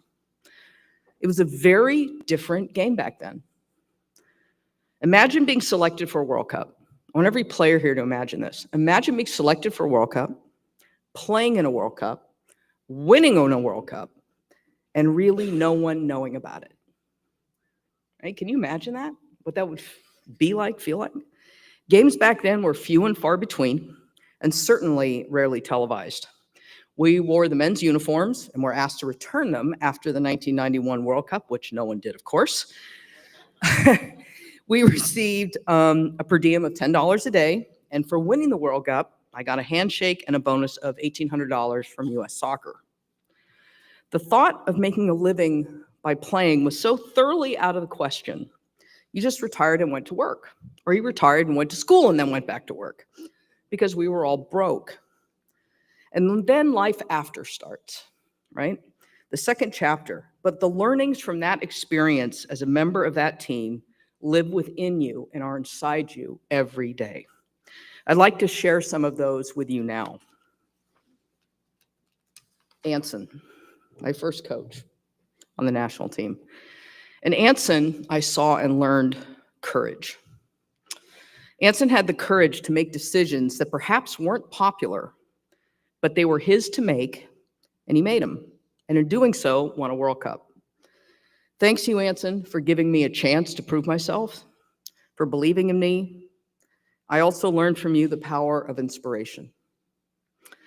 Somehow, in an event that had never before been staged, to a team that hadn't won anything internationally, you managed to convince every single one of us to a person that we were going to go out and win the whole damn thing. Even when we were tied going into the final of the Women's World Cup, late into the Women's World Cup, every one of us was convinced, knew, in fact, that we were going to win the whole thing. How do you get people to do that? To just have that fundamental belief that they're going to do something great. That's just amazing, Anson, that you were able to draw that and bring that into all of us. Later in life, I've drawn upon that example in teams that I've led, particularly when we're going through tough times. And I know it's how you move from being good to being great. I know it because I've lived it. Thank you, Anson. Tony DeChico. From Tony, I also saw courage. Courage to take apart something that wasn't working and remake it 11 months later to win the first Olympic gold medal in women's soccer. Tony challenged all of us to ask what we were doing on a daily basis to contribute to the team and to help the team win.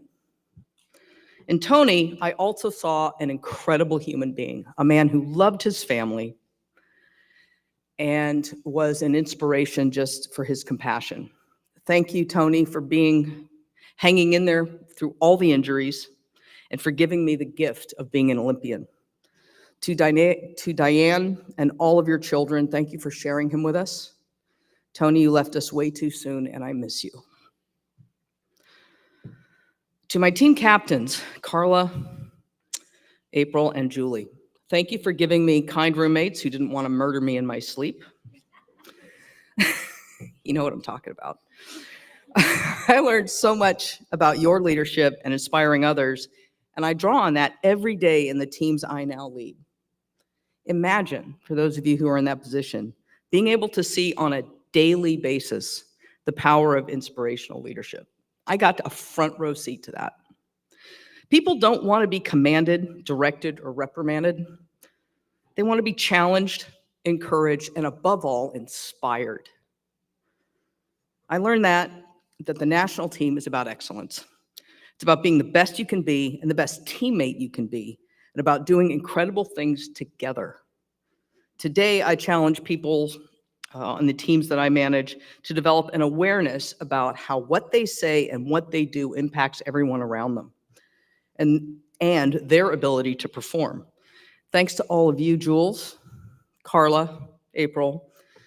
Thanks to you, that sense in me is as natural as breathing.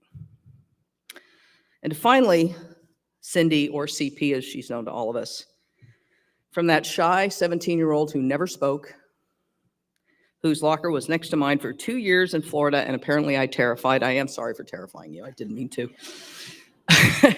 I'm just in awe of the leader that you've become.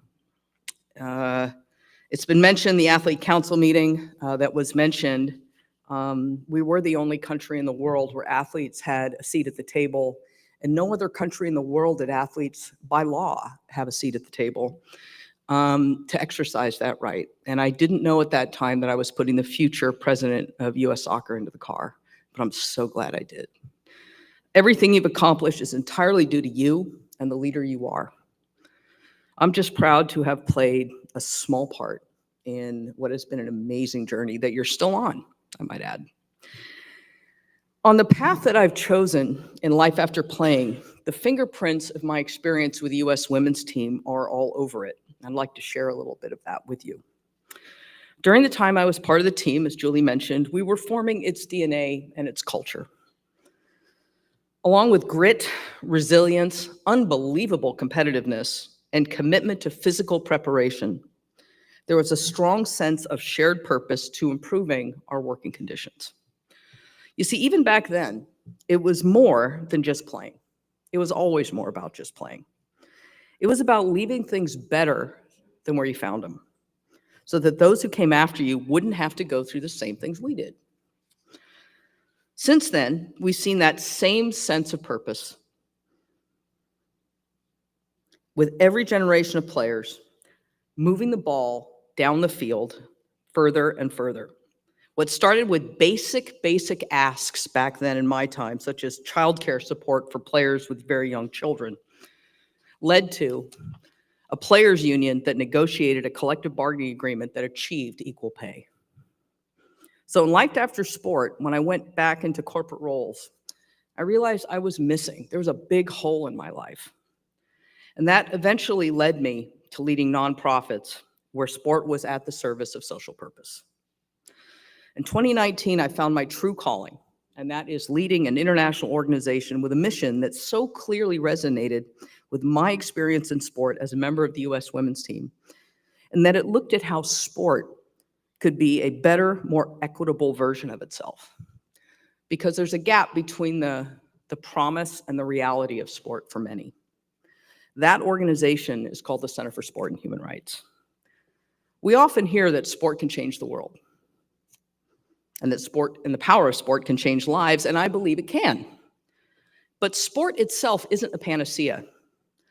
I saw in my own life and career how sport can indeed deliver on its social license and be a power for good and be a positive force in human empowerment. I'm among the often cited Ernst & Young statistic that 94% of female C-suite executives played sport. But the fact that I had a positive experience was luck. Luck? Why luck? Because I never experienced harm during my time as a competitive athlete. I never faced someone who took advantage of the vulnerability and the power imbalance that athletes sometimes are in and on the wrong side of when they participate in sport at multiple levels. For sport to deliver on its promise for all of us, it must be free from harm.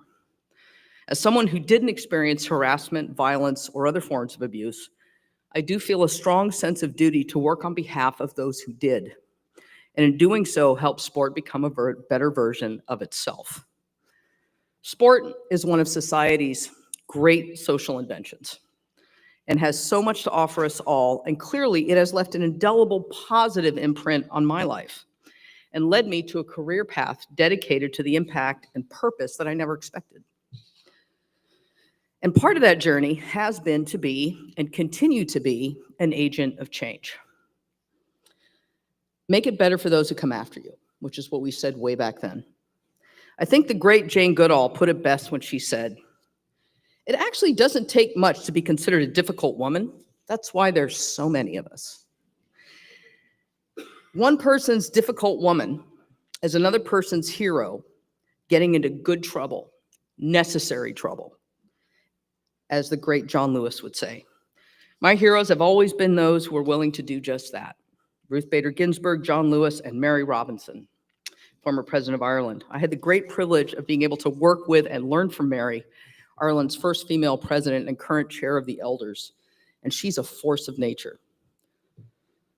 I also like to thank not only my fellow inductees, but a couple of people who also had a very important role in my journey, particularly when things got really, really hard with injuries. And that was Alan Rothenberg and Sunil Gulati.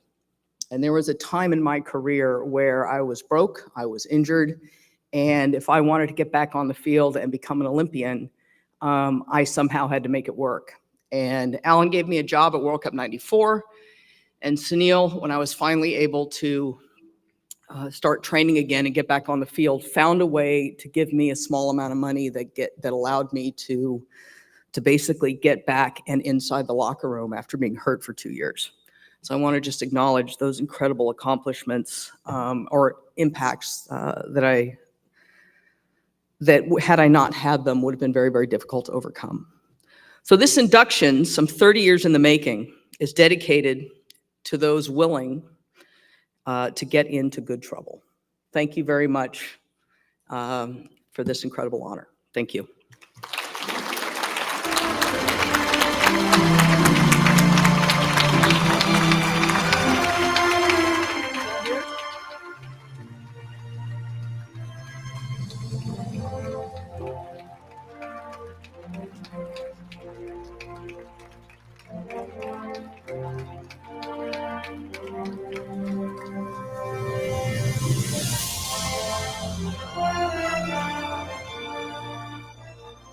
Congratulations, Mary. Kidnapping, cool. Yep. Half naked. Foudy, like we talking like this kind of towel, or like bigger, smaller washcloth? What? Just over the arm? I'll work with that visual through the rest of the day. All right. While the Hall of Fame is an exclusive club that grows by 5 members this year, the Hall of Fame Goalkeepers Union is a super exclusive club within the club, and they add 2 members today. All right, we just had Mary. All right, there are typically 2 paths to becoming a goalkeeper. All right, number 1, it's in your blood. It's the position that you play because you have a side of psycho. Right? I don't care what you're going to say. Goalkeepers are different. You know it, Mary. I thought you were normal. You're not normal anymore. This guy over there is normal, but man, there's something different about goalkeepers. That's why I was content to be in the midfield. I'm not diving at that dude's foot. I don't need that thing rocketing at my head. God bless the goalies. All right. And the second path is that ultimate teammate that has to step in when somebody gets injured and you're stuck in the goal and you're good enough that you're there for the rest of the season and you can't get out of it. And you wanted to be a fullback and you wanted to be a forward. You want to score goals and you're like, I'm stuck in goal because I'm good. So the latter scenario is what played out for Mary when she was in high school. It's also how our next inductee first put on the gloves one fateful day when he was 10 years old. We all know how that worked out for the great Nick Raimondo over there. We take a look now at Nick's journey to the Hall of Fame. Major League Soccer has featured some of the game's great goalkeepers. Names like Miola, Keller, Friedel, and Howard. But look at the record books, and it's clear that one name stands alone as the league's best and most consistent shot stopper, Nick Raimondo. Born in Montclair, California, soccer was Raimondo's first love from an early age. He played all 4 years on the Montclair High School soccer team, earning All-American and All-Star honors. He also featured for the U.S. under-17, under-18, and under-20 national teams and played in the under-17 FIFA World Cup. At the college level, Raimondo was a standout in goal for the UCLA Bruins. As a freshman, he helped the team lift the 1997 NCAA Division I championship trophy. Then, after 2 years at UCLA, he left to join Major League Soccer's Project 40 team. 1 year later, he was drafted by the Miami Fusion in the MLS Super Draft. In his first year, the Fusion earned the 2001 Supporter Shield. When the Fusion folded, Raimondo found a home at DC United, where he helped his new club win MLS Cup in 2004. And while he had already won trophies and titles, Nick Raimondo's MLS story truly began in December 2006 when he was traded to Real Salt Lake. He would become nothing less than a club legend, and he would rewrite the league record books. In 2009, Raimondo and RSL fought their way into the playoffs, an unlikely feat for a club with a losing record. Then the club went on a playoff run that ended with a trip to the MLS Cup final, where they met LA Galaxy. After 120 minutes of soccer, the two teams finished tied at 1. And the cup final went to penalty kicks.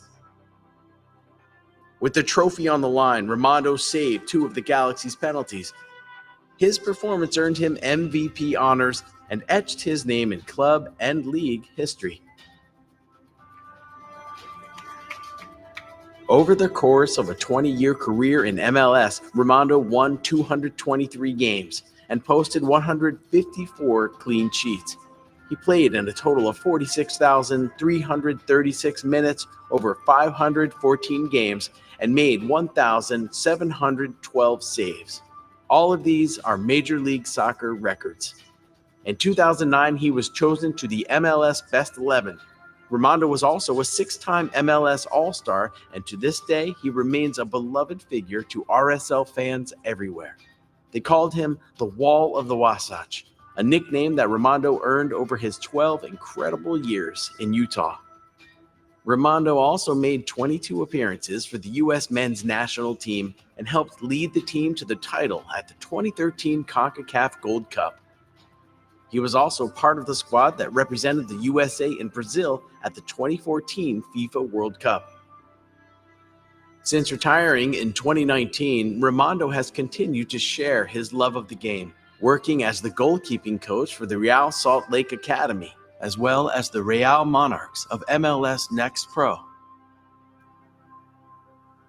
At just 5'10", he may not have stood as tall as the typical goalkeeper, but his agility, his ability to read the game, and his never-quit attitude made him a brick wall in goal and an MLS icon.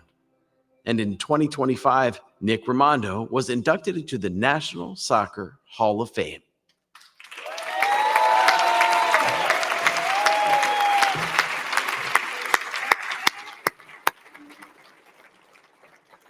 $5'10", huh? Well, that makes me 5'11" then, pal. I don't know about that. I don't know about the 5'10". Where's my tables? Tables 18, 19. Team Rimando, we ready for this one? All right, please welcome Rich Best, Nick's friend and mentor, to present him for induction into the National Soccer Hall of Fame.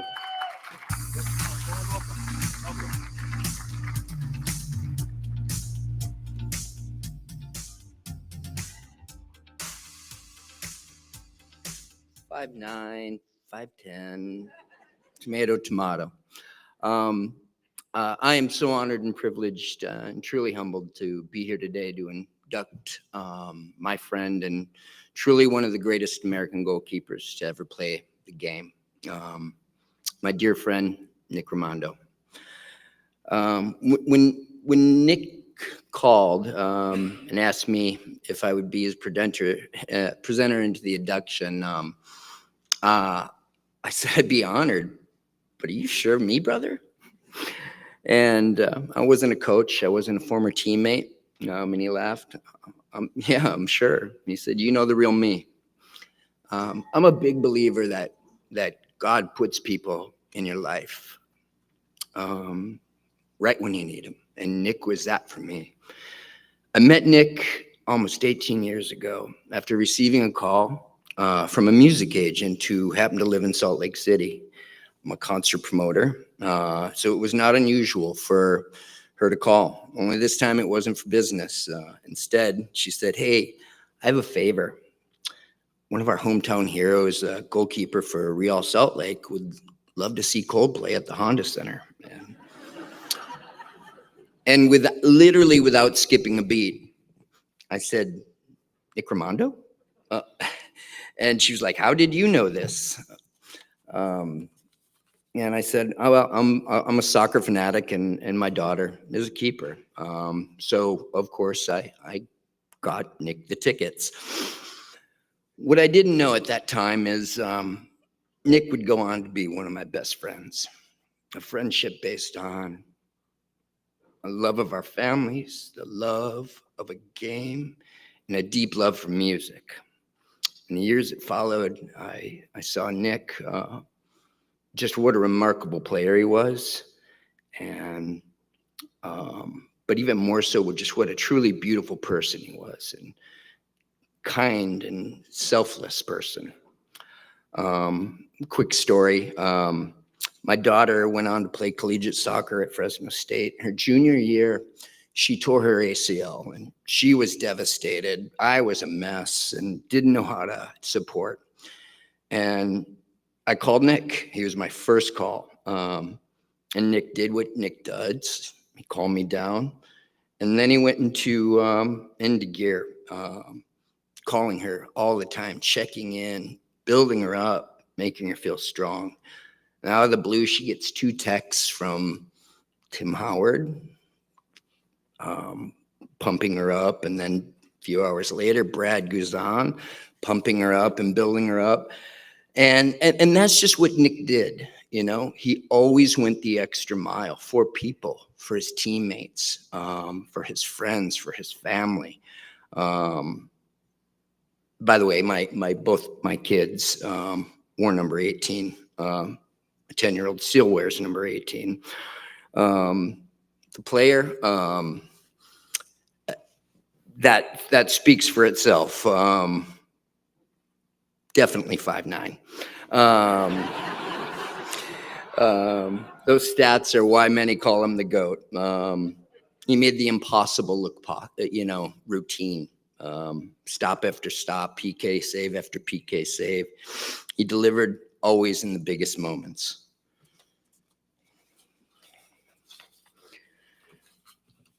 His importance to the game remains so profound today. As a coach, his work in the community, so inspiring. Nick, with all those accolades, is the last person that would ever shine the light on himself. He's always so humble. Whenever I'd call him after a game or shoot him a text, like, brother, you played out of your mind. Like, he would be like, it's my team in front of me. What he does shine a light on is his family and his 2 children specifically, Benny Rose and Jet. No words how much he loves you. Randy, you are the great love of his life. We talk often about the people in our lives that make us better. Mr. and Mrs. Raimondo, you raised not only just a great soccer player, but raised a good man. Nick's love for his family and friends are what makes him happiness. It is such an honor and a privilege to stand here today. I am truly humbled to have this opportunity, and I think I speak for the soccer community. Thank you, and thank you for your friendship. Means the world to me, and it means the world to a lot of players in the past and in the future. Ladies and gentlemen, class of 25 inductee, Nick Raimondo.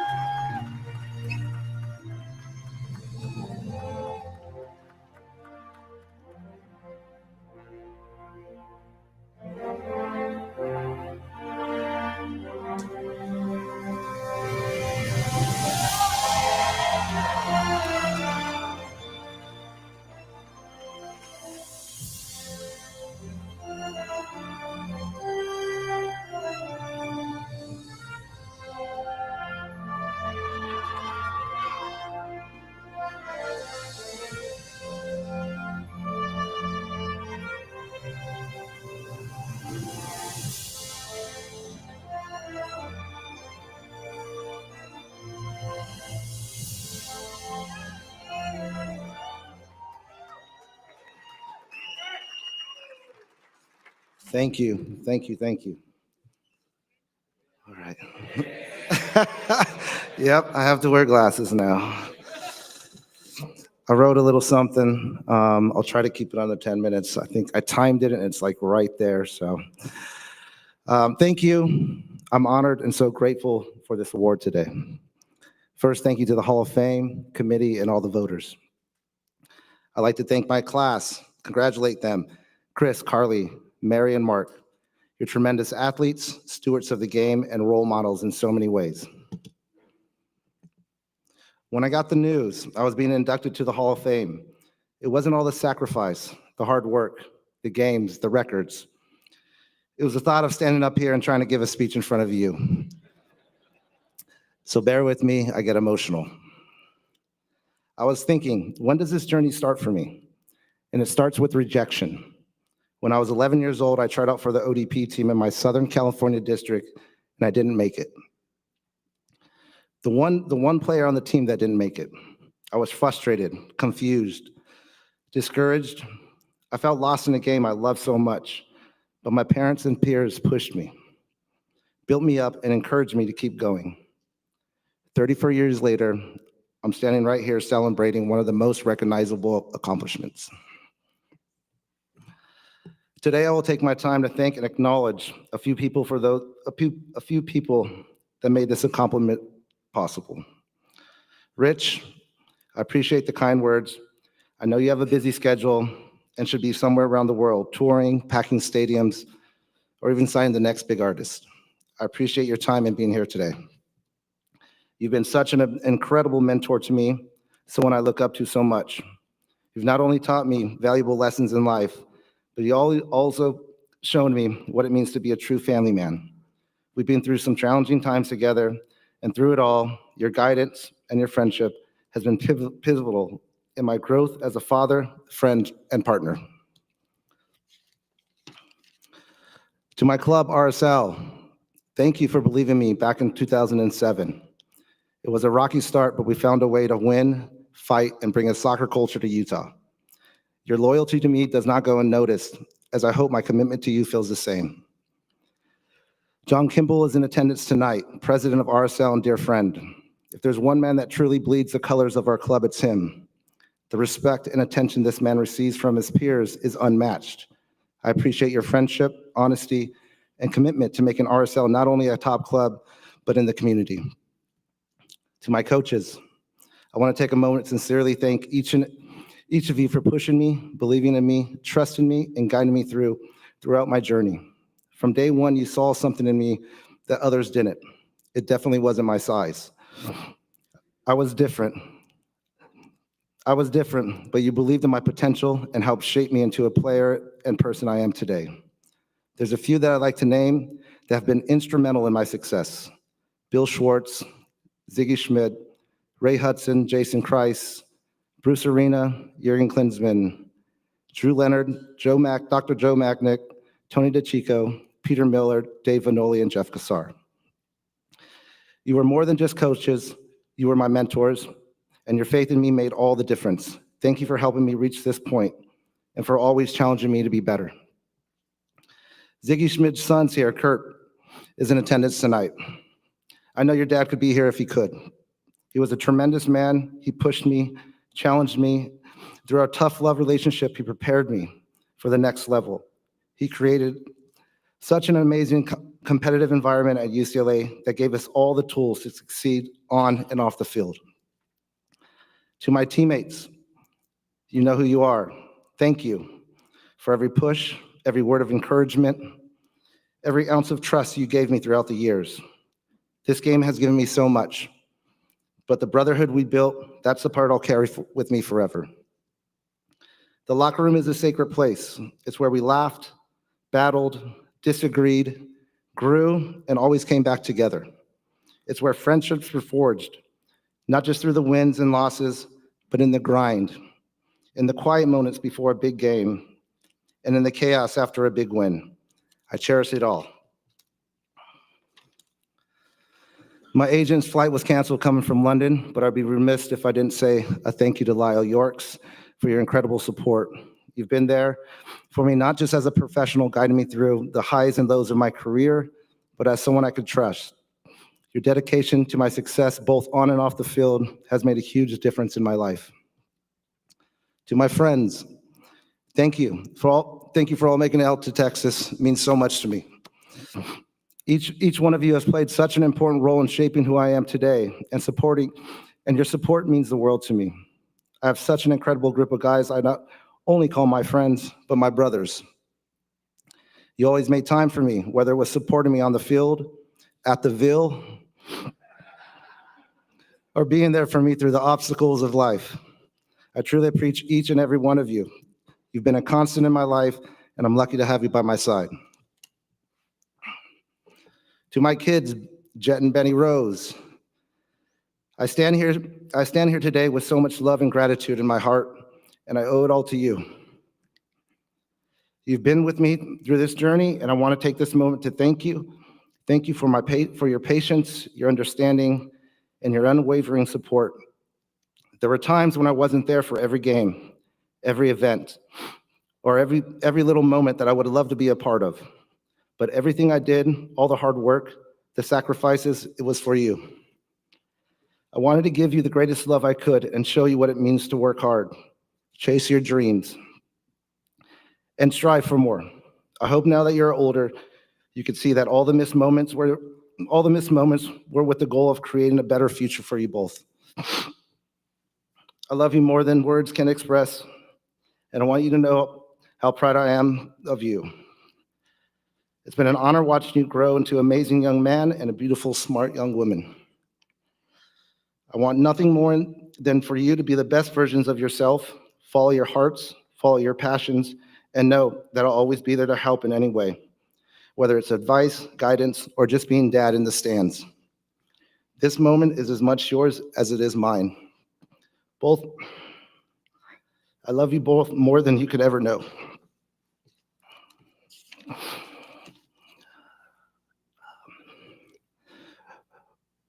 Randy, I want to express my deepest gratitude to you for your constant support from the time we met. You've been there by my side, cheering me on during the highs and holding me up during the lows, whether it was the euphoria of a big win or the challenges of a tough loss. You've been there. You've been an enduring source of strength and love. You've not only supported me through the roller coaster of my playing career, but you stepped into a role of a stepmom with grace and dedication that has left me in awe. You've loved and cared for the kids as if they're your own, creating a home filled with warmth, laughter, and love. I can't express how much you mean to me. When the time came to transition out of soccer, you stood by me, patient and understanding, giving me the space I needed to find my new path. Even though the uncertainties and my sometimes crazy ideas, you've always believed in me, supported me in every way possible. Your faith in me has given me the strength to grow and become a better version of myself. I'm so incredibly lucky to have you by my side, and I will forever be grateful for all your love, care, and patience you've shown me.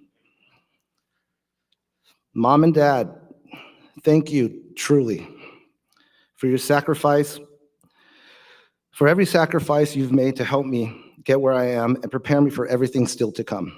From day one, you taught me that while school and chasing your dreams is important, nothing matters more than knowing where you come from and that the family always comes first. Dad, thank you for instilling in me the value of hard work, dedication, and the importance of time. Whether it was staying disciplined in my craft or simply showing up early, your example set the foundation for everything I do. I'll never forget you pulling out the Thomas guide the night before every game, plotting every turn, like we were going on a cross-country trip. And of course, when we finally got there, it wasn't me my teammates were waiting for. It was my mom's famous burritos. Mom, thank you for letting me spread my wings. I know it wasn't easy. It feels like yesterday when you were hesitant to let me go on that trip to France for my first national team experience. Your baby didn't have a passport, but he had a dream. And you did everything in your power to keep that road open for me. We didn't come from much, but I was rich in love, support, and belief. That made all the difference. I carry everything you've given me, your sacrifices, your lessons, your love with me every single day, and I'm proud of where I come from because I come from you.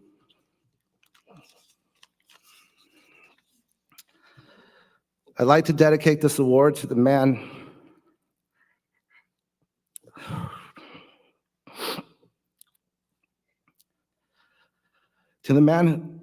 who has such a profound impact in my life, my Grandpa Paul.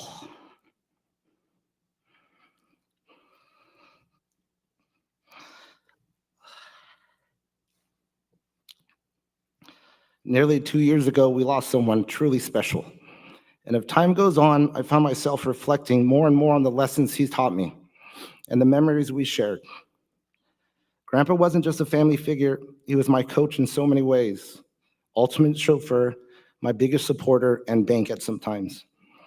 From a young age, he's instilled in me the importance of sportsmanship, teamwork, to live life to the fullest, and the drive to always give my best. He had a way of pushing me that was never overbearing, but always encouraging. Whether it was on the field or off, he knew how to challenge me to be better, to work harder, and to believe in myself. He always wanted me to be the Dodgers catcher one day. Not because I was great at baseball, but because he loved the Dodgers. But despite his efforts to steer me toward baseball, soccer ended up being the sport I connected with. He didn't mind though. He was just happy that I found something that I loved. He supported me no matter what, and I know if he could have, he would have been there, cheering me on from the stands at every game, whether it was behind the goal or behind the plate. He may no longer be here physically, but his spirit, his lessons, and his love lives on with me every day. I will forever be grateful for the way he shaped me and for the memories we shared both on and off the field. Grandpa, I think we did okay. To the next generation, fight for what you want. Work hard relentlessly. And never let anyone define your limits. People will doubt you. Some will try to tear you down. Let them. Use it. Let the doubt be your fuel, not your ceiling. Believe in your journey, even when it's hard, especially when it's hard, because that's where greatness is built. I'm not in comfort, but in the grind, in the resilience, and in the refusal to quit. I stand here today, not because of the games or the records I played, but because I never stopped believing through the setbacks, the noise, and the rejection. If my story says anything, let it be this: you are always more than what they say you are. Lastly, I'd just like to recognize a couple people. My brother Marcus made it out, Nancy, Rob, my Aunt Terry, and Nene. You guys have been supportive of me with everything I've done, so I appreciate you guys being here. My best friend Tad lives here and opened up his house and is hosting this weekend, so I appreciate you, man. And then also, I know if they were healthy, Rick and Sherry would be here. I want them to know that we're thinking of them and we wish them both a healthy and fast recovery. I'm so honored to receive this award today. Thank you.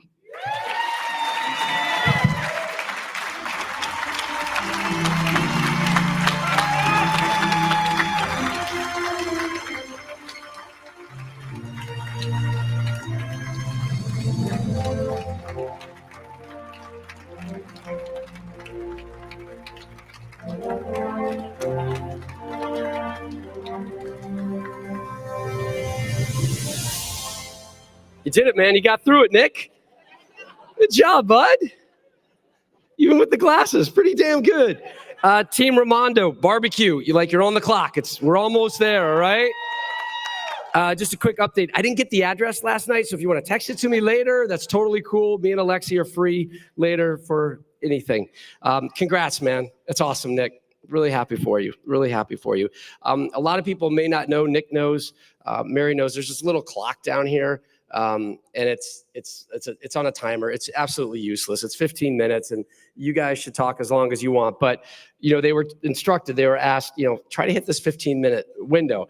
So 15 minutes it can be a lot, but in today's instance, it's brief. It's not a lot of time.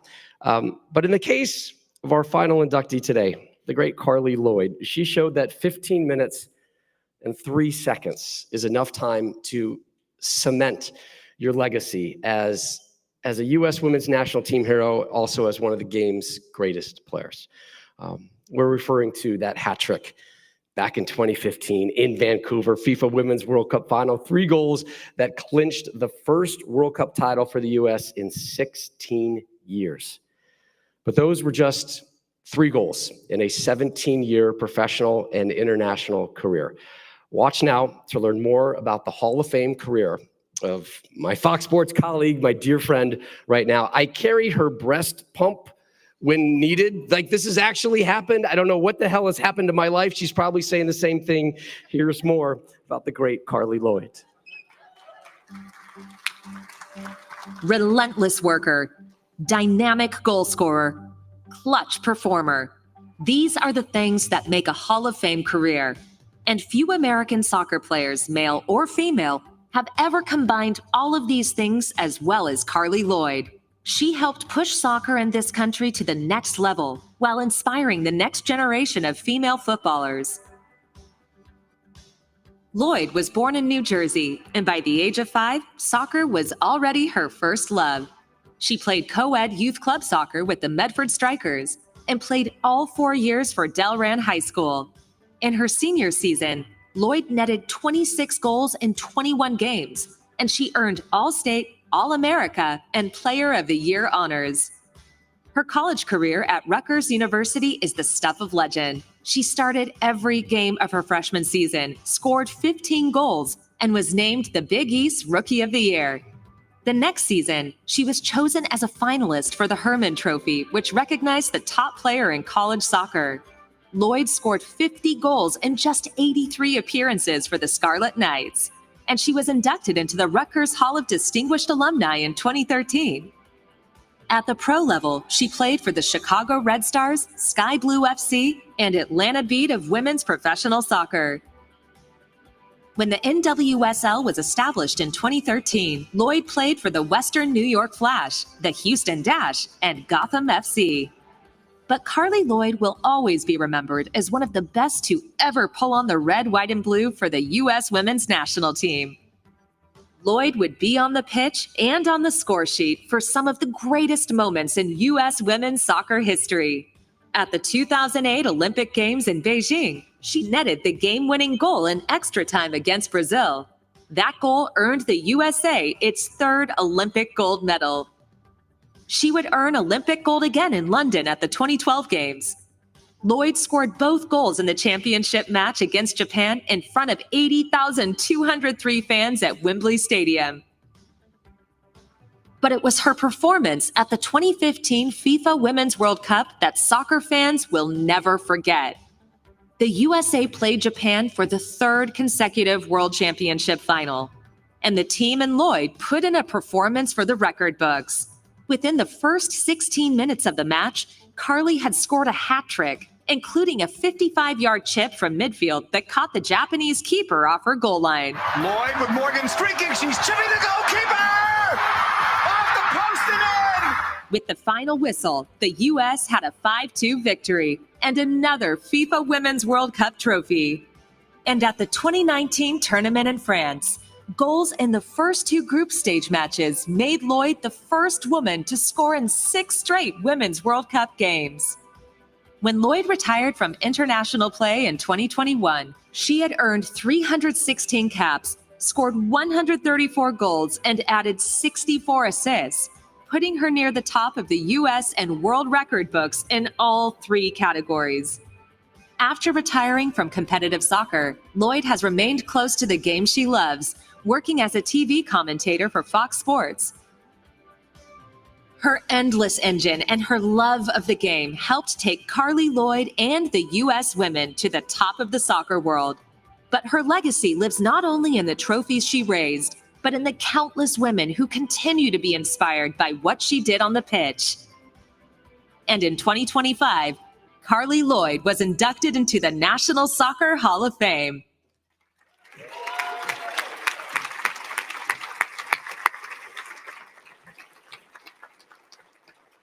Certified badass. Certified badass. Carly Lloyd. Are you done? Are you done with your mother duties? Can we do this? She literally was just in the back about 7 minutes ago. I had to go check on her. I see you. I see you. She's waving. God dang it. She's a beautiful girl, little Harper. All right. Please welcome Carly's father, Stephen Lloyd, to present her for induction here into the National Soccer Hall of Fame.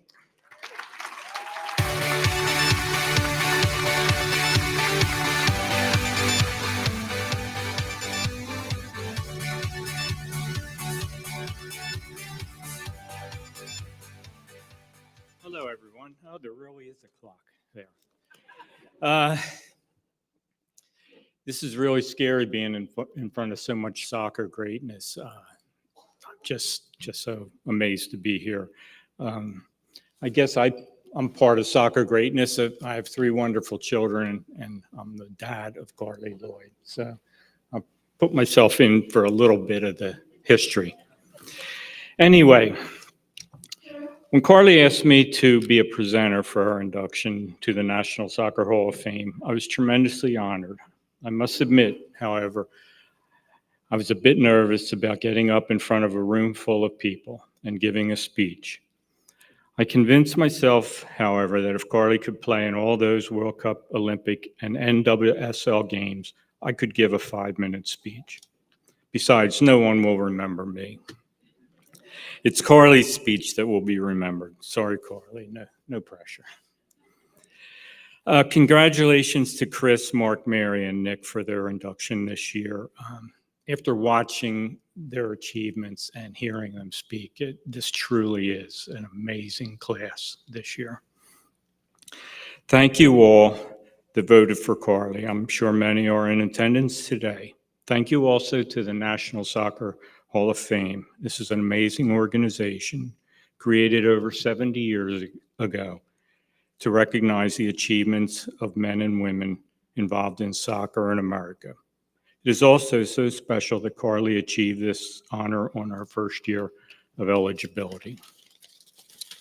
Before I start with the important Carly part of my speech, I would like to give a mention to our family. It was important for all of us to be here this weekend. What makes it so much more special is that it was so important for Carly to have us here. And that being that we all are here to share with her is definitely special. All 5 of our granddaughters were able to attend, and I see they appeared. They were missing for a while, but Brooklyn, Juliana, Genevieve, Harper, and Parker. Also the parents, Stephen and Brianne, Ashley and Brian, and Carly's husband, Brian. Special recognition must go out to my wife, Pam. She was the one that held us all together during Carly's playing days, juggling her job, maintaining our home, and raising 2 younger kids while I was traveling with Carly. She made sure they were not forgotten and that they were also made to feel important. Figured it was not necessary to list all of Carly's achievements. I know the Hall of Fame will do an amazing and professional job of that, and they did. I am awed by what she accomplished, and I could never have imagined she would accomplish so much. I was just hoping she would make it to the national team, have a couple of years, maybe rack up a few caps, and get a few goals. And maybe make it to 1 Olympics and an outside chance that she might make it to a World Cup. But boy, what a journey this has turned out to be. Pam started Carly in soccer at the age of 5. She played with her friends and new schoolmates, both girls and boys. She was told the ball must be kicked. Do not use your hands and try to put the ball in the net. The whistle blew and she went to work and didn't stop for 34 years. She stood out in those early years, but it was around the age of 14 that I began to think she might have what it takes to play at a high level. God blessed her with a natural athletic ability, and combined with her drive, desire, and hard work, she made it. So much happened in those early years. She had so many great teammates, coaches, and trainers. They are part of the reason she is here today. All those who have played at a high level know what this journey entails. The weight of waiting for selection to state, regional, and eventually national teams is agonizing. The benchings, injuries, pressure to win, and the disappointing losses. I spent countless hours traveling thousands of miles, watching hundreds of games. As Carly got older, the pressure increased, but she mostly thrived on it and worked harder. One regret I have looking back was not always knowing when the pressure was sometimes too much to bear, but she endured through it. 2008 was the start of 12 years of separation for our family. These were difficult years for all of us, including Carly. We all continued to follow her career and prayed for the day we would be back together. I think we always took it for granted that she would win the game, score a decisive goal when it was needed. Many times she did just that. She was a quiet, hardworking leader most of the time. She led by example and by her work ethic. The stats grew, the caps kept coming, and Carly continued to be Carly. Standing here today, reflecting on these years, I don't take Carly's achievements for granted. I realize the greatness of what she accomplished, the difficulties she endured, both mentally and physically. What matters is she made it, and she made it on her own terms. I am so thankful that she is here receiving this recognition for her hard work. Soccer has shaped and matured Carly and helped teach her the skills necessary to deal with her smooth transition to retirement. She hasn't skipped a beat and approaches life the same way she approached soccer, with dedication and hard work. Carly, you started this journey a young girl with a dream. You achieved your dreams and returned to us a dedicated and strong sister, wife, mother, and daughter. It is an honor and privilege to introduce my daughter, Carly, as an inductee into the 2025 class of the National Soccer Hall of Fame.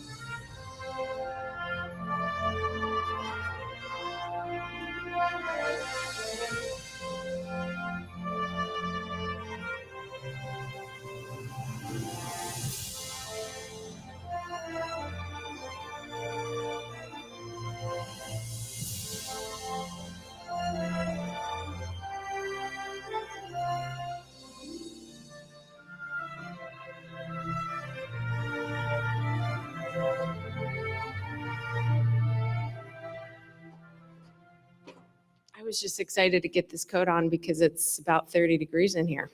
So was anxiously awaiting. Thanks, Dad, for the beautiful 10-minute speech. Sorry, it went over a little bit. Jorn, to you and your entire team, thank you for organizing such an incredible weekend.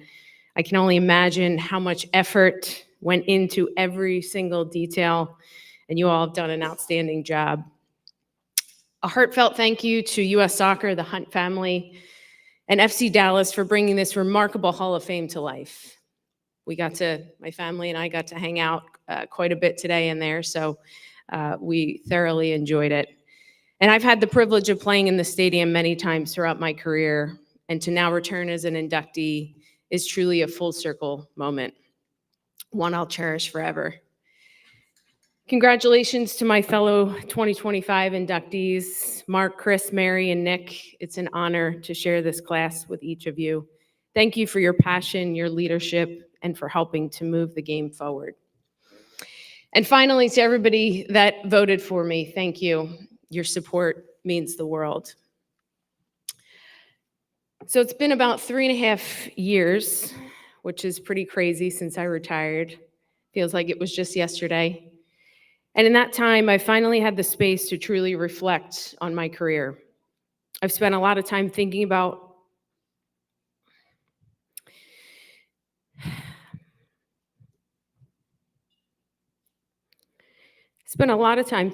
what I wanted to say today. I knew I didn't need to stand up here and talk about how much I love the game or how hard I worked. Most of you already know that about me. What I wanted to share wasn't from a perspective of a competitor. but as a person, a human being. And what I kept coming back to again and again was one simple question: was it all worth it? Was it worth dedicating my entire youth years to soccer? Was it worth being so ruthless on myself when things didn't go well? Was it worth having my life be consumed by the game? Was it worth the guilt of taking time off or feeling like I hadn't trained enough? Was it worth all the sacrifices, missing funerals, birthdays, holidays, weddings, and other important milestones? Was it worth allowing a trainer into my life that over time created a wedge between me and my family for over a decade? Thank you, Harper. Was it worth putting my husband second? Was it worth being so intense, so obsessed every single day of my career? Was it worth not allowing myself to fully enjoy some of the most meaningful moments out of fear that I might slip backwards? And the biggest question of all, was it worth putting off starting a family? The truth is, the path of a professional athlete can be an incredibly lonely one. Very few truly understand what it takes to reach the top because most never do. You question who you can trust, who you can confide in. You deal with fakeness and jealousy.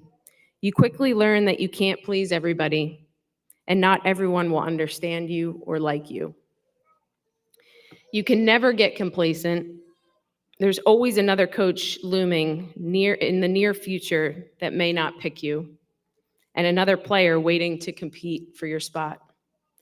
You have to constantly evolve, reinvent yourself, and prove that you still belong, especially with age. The 99ers were my idols.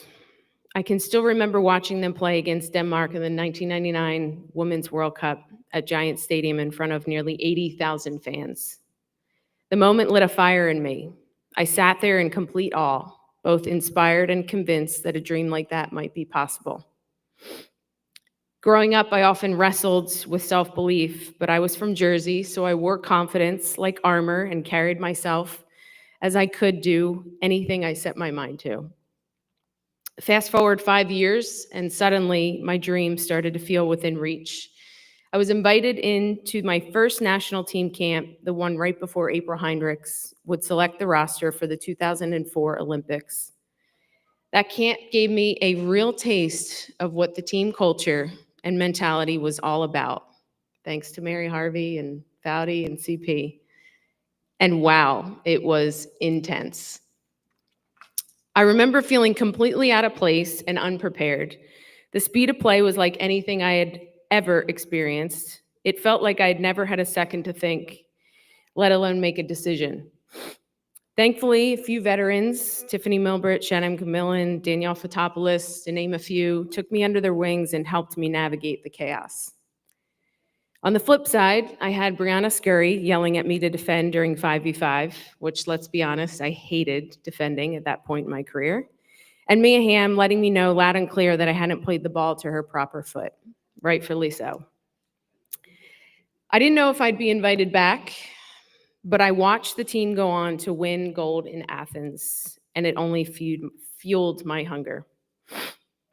In 2005, I got another shot. The team was in the midst of CBA negotiations, pushing for guaranteed contracts, pregnancy leave, and proper health benefits.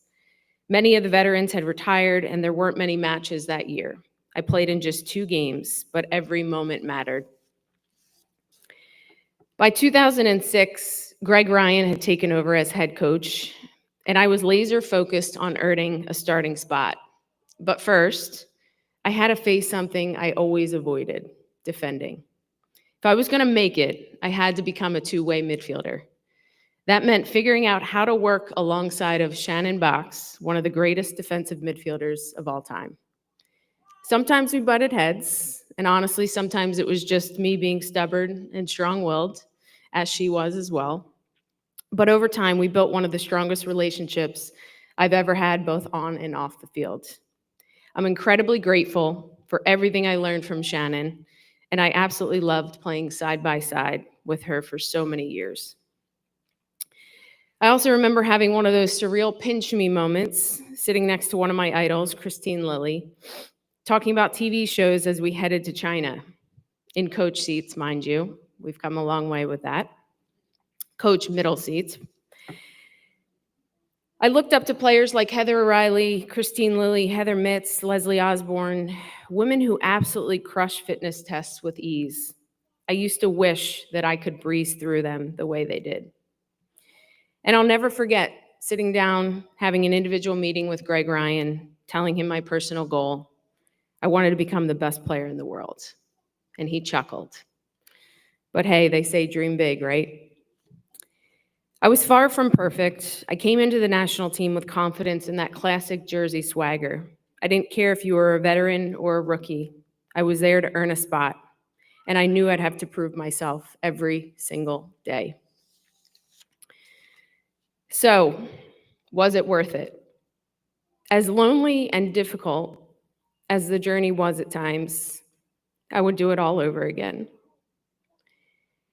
There was nothing I love more than winning, but winning comes at a cost, and I paid that price.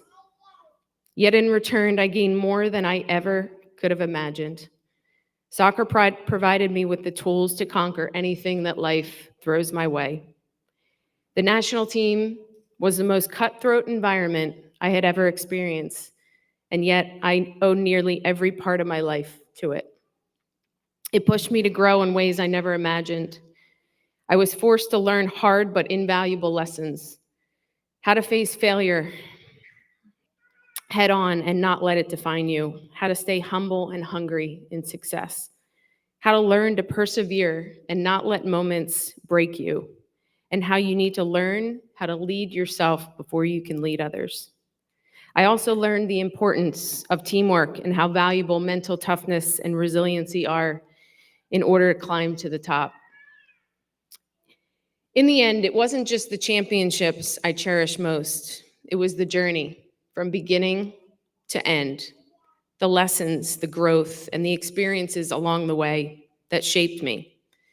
I wasn't there to make friends or follow the crowd. I was there to push myself to the very top while helping my team win championships. That drive often meant keeping people at a distance. I avoided unnecessary drama. I rarely showed weakness, and vulnerability wasn't something I allowed myself to express. I wouldn't say I have regrets, but if there's one thing I do wish, I wish I had let more people understand me over the years. I operated like an emotionless machine. I was intense, and I truly believed that the only way for me to survive in such a cutthroat environment was to be that way. So to my teammates, I want to say this. I'm sorry I wasn't always able to give you all of me.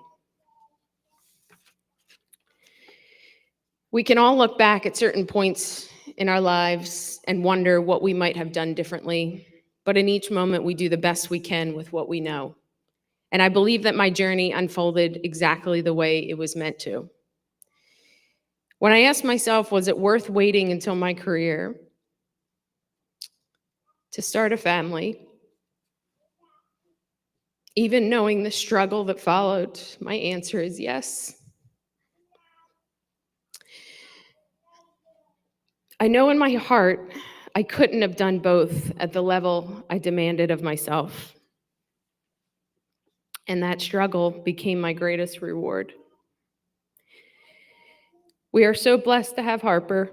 She is my greatest accomplishment. I always knew I wanted a child, but I had no idea how this little baby could completely change me as a person.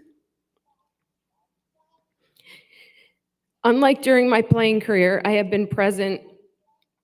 I have allowed myself to be vulnerable, emotional, and fully engaged in every moment I get to spend with her. Being her mom is my greatest joy. And thanks to everything I experienced in my career, I now have the tools to help her navigate this world. I want to teach her how to be strong, to chase her dreams, and to understand that nothing in life is handed to you, you earn it. I wouldn't be standing here today if it weren't for all of my teammates. You pushed me to be the very best version of myself. Yes, we all had individual goals, and yes, survival on this team meant doing what we needed to do. But the competition we created within the U.S. Women's National Team brought out the best in all of us. It was a dream come true to play alongside of my idols and to learn from so many incredible players. I'll forever be grateful to all of my teammates throughout the years. Thank you. To the 5 U.S. head coaches I had the privilege of playing for, Greg, Pia, Tom, Jill, and Blacko, thank you. I always told myself, be so good they can't ignore you. We didn't always see eye to eye, and while I didn't always agree with every decision, I always did my best to respect them. My goal was simple, to make it as hard as possible for you to leave me off a roster. I was able to hang in there for 17 years, so I say I succeeded a bit. Thank you for the memories, the belief, and for constantly pushing me to be my best.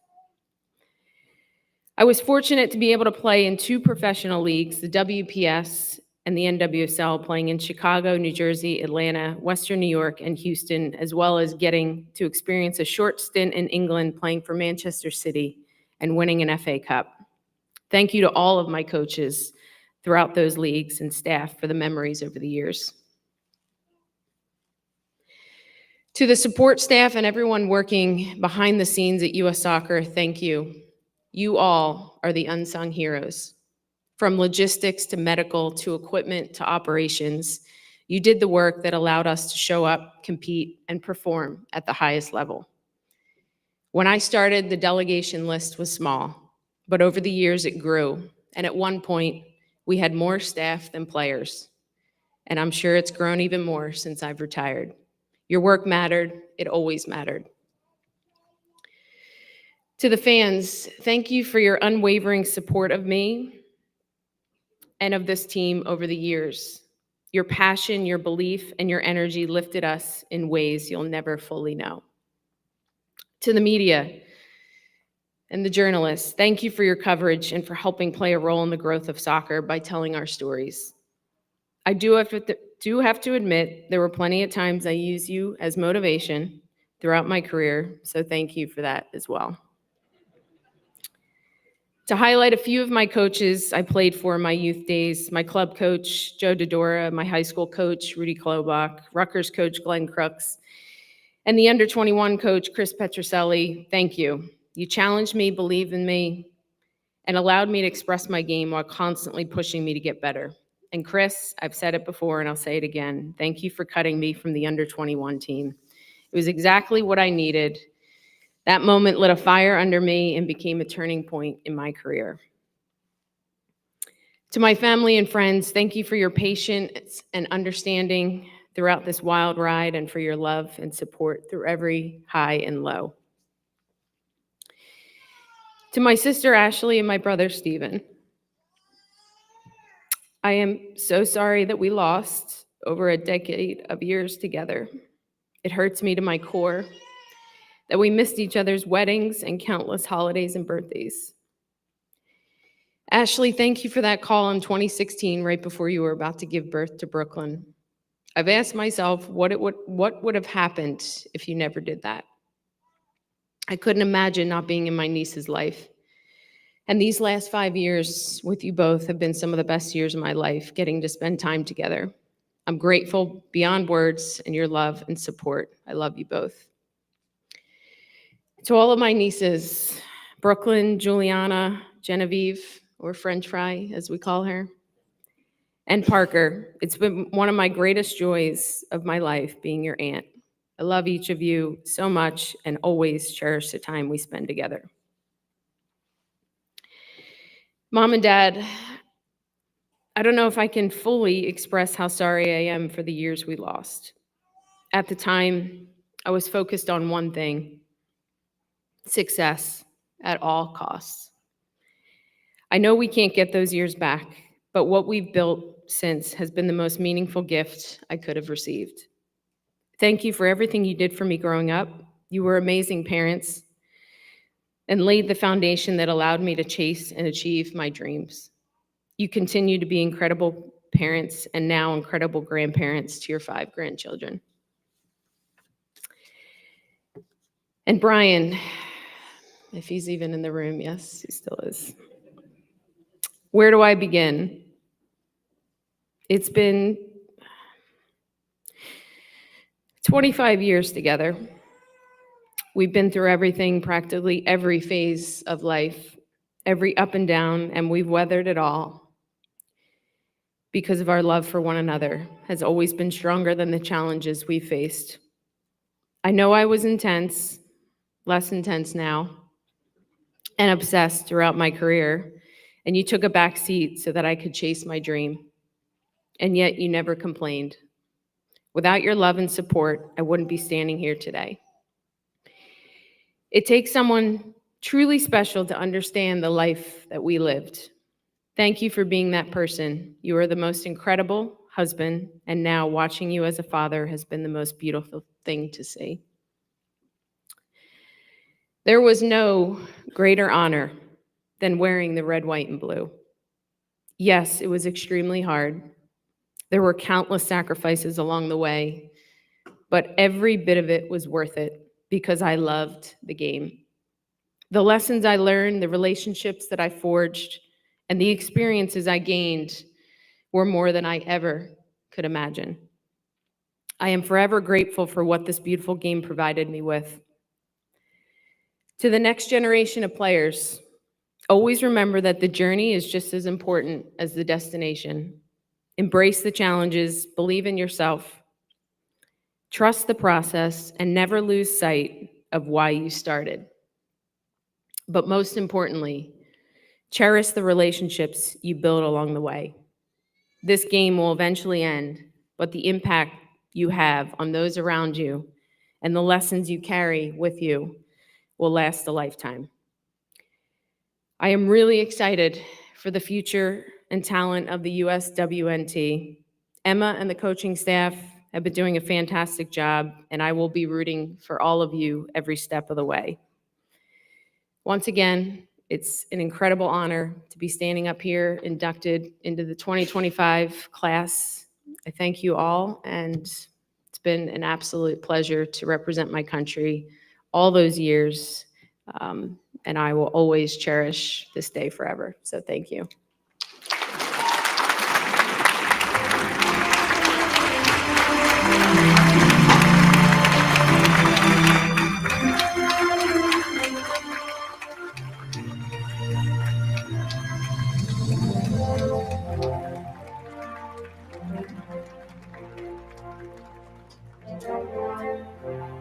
Hey, we're going to stand up one more time. I know Chris Armas left, but I want our honorees to stand up as well. Mark Abbott, Mary Harvey, Nick Raimondo, Carly Lloyd. Congratulations on your induction into the 2025 National Soccer Hall of Fame.